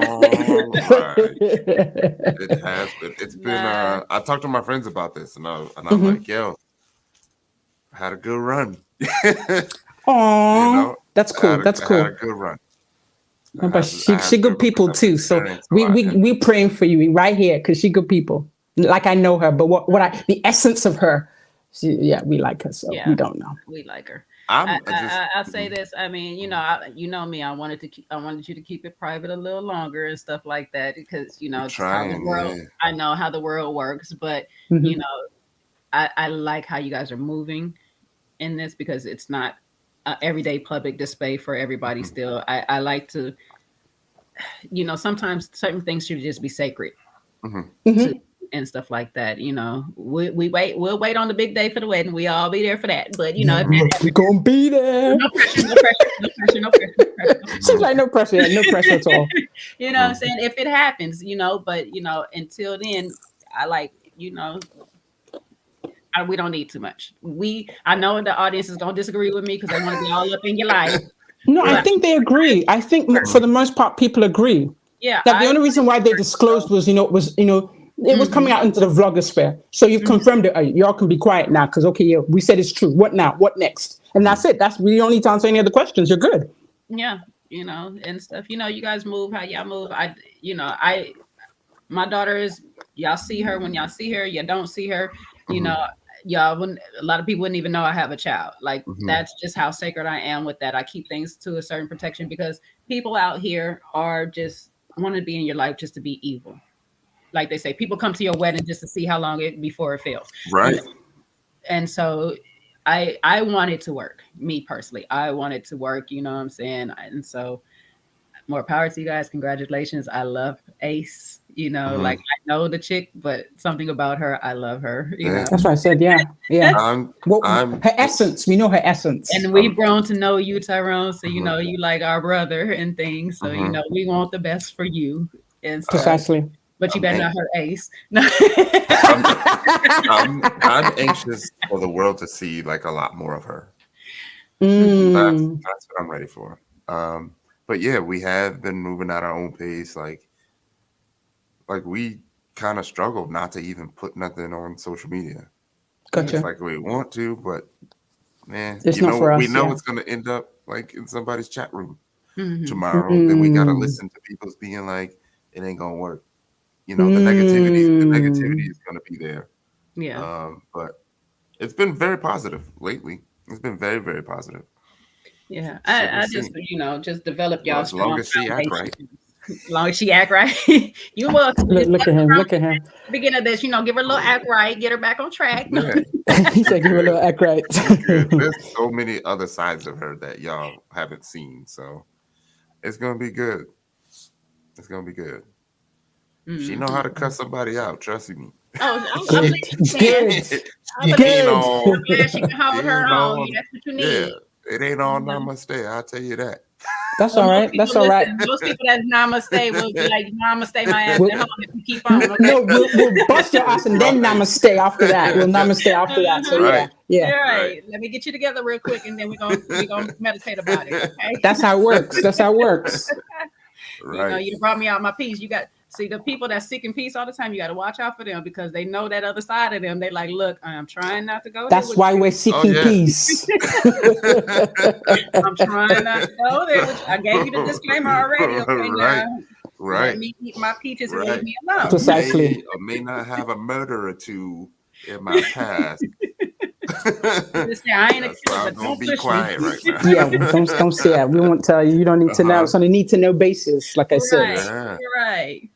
I don't want to have to tell you where the bodies is buried, but you can be with them if you keep it up. That's all I'm saying. Do y'all feel like y'all are? So the main topic is preparing. How have you all been preparing for love? Preparing myself. That's what me preparing myself about is like, because you said at the top of whatever hour that was, it's like the first thing to prepare for really is to love yourself, to know yourself, to find all these things out about yourself. What are your boundaries? and then you're ready. So yeah, I feel like my preparation has been, like I said, the year Lola. I'm going to repeat myself, 2022, because when I say it, I'm manifesting it. It's like really getting to know myself again. What do I really like? Who am I really? And I think that journey with myself and now prepares me for a journey with somebody else who hopefully is equally prepared. My follow-up question is, do you truly love yourself if you're afraid to be open about what you perceive as your vulnerabilities? I do. I just don't feel the need or the urge to reveal myself, not because I'm ashamed or I think if you see that you won't like me, because I like myself. But I just feel like, yeah, like it's for me, like how we tell you to keep your little secret, your secret, like it's yours. So that's how I feel. So yeah, I like who I am. Could I improve it? Yeah, I could get better, but I really like who this person is. I like who I am. Yeah, I think I'm funny. I think I'm smart. Got some things going on for me. I can't sing. I think I'm Beyonce in the shower, but that's okay. There are other things we can do. What does your mate think? Which mate? Your mate would be like, "Oh, bigging you up." Hey, that's what I'm saying. Do I sound like Beyonce? And your mate would be like, "It's not only Beyonce, Whitney." Hey! You'll just have you say something like that. I'm done. Like I'm just gonna be like this. Like what? Lola gonna be all on her line. I'm just gonna be like this. Oh. I open up a video. I'm gonna bet it out. Right. What? You have no idea, because I really only listen to music. Like in church, that's why worship music is so important for me. I hear better through worship music than you can preach all day, but you just play one worship song. Then what? I'm the person in church that cries during worship because I hear it better than anything else. It's words of affirmation, Sean. It's words of really, Sean, you're a hater. Sean, you is a hater, sir. Honestly, I'm going to be Whitney. Honestly, it's funny you say that, because that's why I didn't go back. Because I started crying in church and I didn't know why.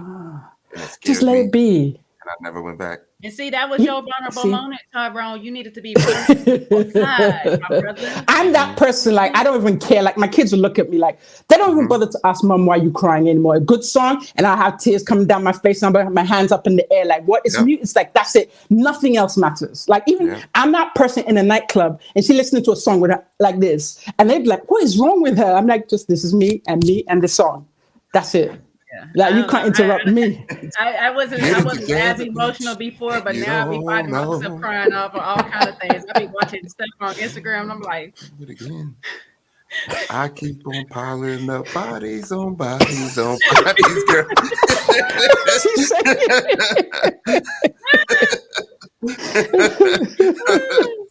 Yeah, like, and it's been a good conversation. I was late, but I had a good time today.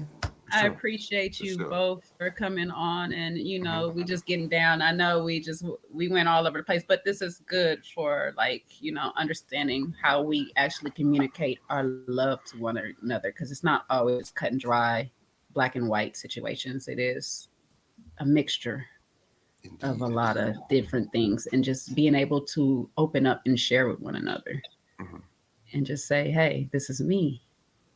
This is how I am, even if I'm not as vulnerable and open with everybody, but it's me.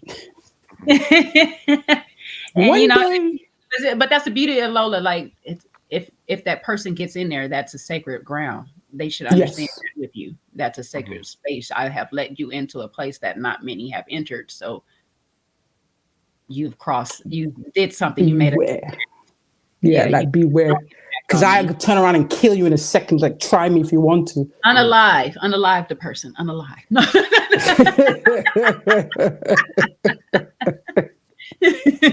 But I'm happy that Tyrone is back to church, though. Tyrone, I'm proud of you, sir. Because that's important for everything you're doing, like your dollars, your love, your life, the children you want to have. It's good to be I don't know if you believe the same thing, as the leader of your household. I think a man should be the head. If you're one with God, then everything else is just a matter of just asking and working on it. So you're setting yourself up right. Oops. That's good. No, he doesn't totally get it yet, but as he continues to get it, he'll understand what you're saying right now. Like, definitely as the man, it's the lead of the house, and that's the one that God comes to before the woman's. That's what I believe. I know some people believe differently, but that's what I believe. Like the head. Like I can listen to you. You're not gonna bust me around, but I can listen to you, the head. But I'm the neck. Yeah, exactly. It's like I'm gonna keep you up. I'm gonna keep you upright. Right. Talk crazy. I'm gonna keep your head down. As long as you keep us going in the direction we need to move, I'm gonna keep you upright. You know what I'm saying? I can respect that role. So good on you, sir. Yeah, you're gonna get there. We're gonna all get there. Trust. This is hallelujah for the long haul of love, and not just loving our partner, but loving one another as a community. You know what I'm saying? Period. Yeah. Dialogue that we don't always have. Like, when we started this, we have come to realize men don't take words of affirmation as well, because they don't get it. They don't get it enough. They don't get appreciated, as much as we think we give them. We feel like we give them a lot of appreciation all the time, but we don't necessarily say it. I hear you. You don't. You feel like your presence is enough. Like you need to be happy that I'm even here. Oof. Guilty. Okay. I hear you. Because I'm enough. I'm the gift. I'm enough. What? I'm the present. You see this package? You see? Turn around. I hear you. But that's true. That's true, though. That's facts. You know what the kids say? Facts. It's true. It's true. Yeah. I've learned something today. I'll make sure I'll put a little more effort in letting you know with my words. Because, like I said, the words mean something to me. So they'll probably mean something to him too. So I'll make a better effort of saying these things. Yeah. And it's already bad enough. We got to fight the world. We shouldn't have to fight you. Fight you period. your feelings as well, And fight to even just know what your feelings are. Right. just be able to just right. We should have a space with one another, like with our partner at least, you know what I'm saying? And be able to say, hey, this is what it is. This is how I'm feeling. How do we fix this? And it's not how do you fix this? How do I fix this? How do we fix this? Because we're doing this together, and that's what we have to start having that dialogue. We got to be French sometimes and start hitting these wee-wees up and stuff. A little Nintendo, play a little Wii, playing by yourself because you're not by yourself anymore. With a relationship, we have decided that we're going to be with somebody else. So we have to be a partner with that person. Doesn't mean that one person has to overrun the other, but we do have to communicate with one another, right? To find if we can find a common ground to move forward, or if we have to do other means moving forward in different directions. But yes, thank you guys for having this conversation with us. Of course, I would love for you guys to tell the people where they can find you if they haven't already. Go ahead, Lola. We're gonna start with Daddy, or we're gonna start with me? You got you, Mama. Okay. All right. So this is Lola. You see my name right here. This is me on YouTube as well as IG, and of course, right now, what do I review? I review his show. His show. His show. Ready to Love. I'm doing all this. No, so I'm doing Ready to Love. Put a ring on it. And what's the other show? Love and Marriage Huntsville. So I do review those shows. So I'll be working hard once I get off this live trying to record. But yeah, it's fun. This is what I do just to have fun. And of course, I'm here with my sister and my little brother here. I say little, but he's probably bigger than me. He's only bigger than me. But yeah, so thanks. Yeah, find me, subscribe, like I see that our sister Jay, she growing. She about to hit 1K, so y'all help her get to the 1K soon.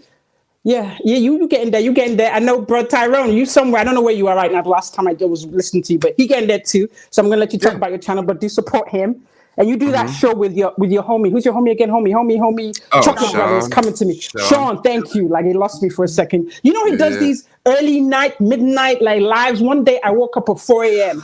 and I had nothing to do and I had insomnia. And I opened up the app and what I see, bro was on it. Like he was on a live. I'm like, I saw the live button. I'm like, what's going on? What? I clicked and he's just talking like, apparently, I don't know how long he'd been on. He got off at 6 a.m. Like I was the one on there. Like, why was I on there? But I'm like, really interesting. Yeah, he be having insomnia. He be having insomnia too. So I do the Sean show on Wednesdays. I'm normally with Sabrina on Tuesdays, reviewing the latest episode. Mondays is normally something. I don't I think remember. that was with So Sabrina. you busy? Or Sabrina's is Mondays. Yeah, I thought hers was Monday. Well, she What does she do on Friday? What does she do on Friday? Don't she do something on Friday? Is it Friday? I don't know. She does a live watch party Mhm. on Okay, Fridays. okay. Jay on Saturdays. You on Saturdays? Because you be on Saturdays. Yeah, I do. Oh, you do something on Saturday too? Yeah, I do my cybersecurity thing for my cybersecurity company on Saturdays.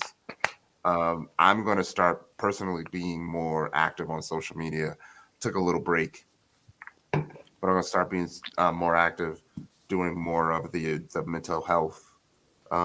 Yes. Okay. Talks. It's going to be me talking about how I got past anxiety and PTSD and all that. And then Ace and I are thinking about something. Ooh, we excited. Now we let's haven't stay figured it out. Yeah, I think it's going to be a mixture of the things that we like. Nice. That's cool. That's gonna be fun. I'm playing around with vlogging when I go for this meditation yoga retreat I'm going for. I'll play around and see, but yeah, I'm playing around with I've been building the studio, so if you ever see her and her background look familiar, don't ask no questions. You set it up. You set it up. I'm like, yo, Tyrone. We just gonna put up a little sign in the back. Right. Her background gonna change. It's gonna say Ace, Namaste in the back, and then just roll with it. You know, yeah, we roll with it. We roll with it. Lights in the background. Right. We'll roll with it. That's it. We're like, hey sis, just let us know when she's coming on so we can support. That's okay. Yeah. Just hit us up. Just say, hey, guys, we're coming on, and we'll be there. See her up on here soon for a little discussion on how she prepared and stuff. So yeah, I'm gonna try her to exciting. get on live. We've been talking about how we want to make the initial entry on of us and what platform to do that on. So it's coming.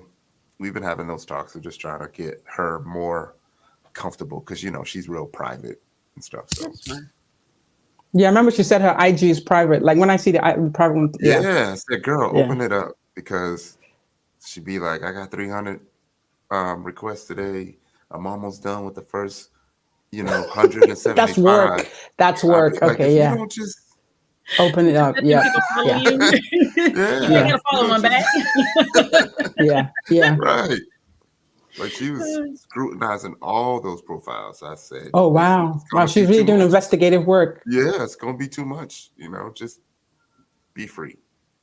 I'm not mad at it. Let the world see. Trolls, but yeah, then but the thing is, when you don't give them the energy, then they get bored because a lot of these trolls really are just seeking for attention. Yeah. You're ugly, you got no teeth. They really just want you to respond like, oh, actually, like the funny thing is, most of them when they come at you like that, they secretly like you and they're looking for a way to get attention because 90 people are saying, oh, you're the best, and that one person says you suck. Like you're gonna be like, what? It's human nature. I'm like, who? Me? Yeah. And then get a response, and then they got what they wanted. So the trolls just want love too. Like they just haters are just real fans. Yeah, don't feed the trolls. Yeah. Just let them be. Let them be. You got to get them Sinai or something like that. But that's all, Trust me, when I feed the trolls, they gonna get it. Like, okay, baby, you wanted this today, huh? You hungry? Okay. No, I got time today. No, I never have time. I get that. No, but in person, if you're in front of my face, I've got time for you. Like, let's try me if you want to. I'm 5'10", about to take you down. But online, like I can't give you the energy because I don't know. But during politics, though, during the elections, I was that crazy person fighting people. But like when it came to like, oh, really, you're a Trump fan? What color? Like, don't make my block was quick.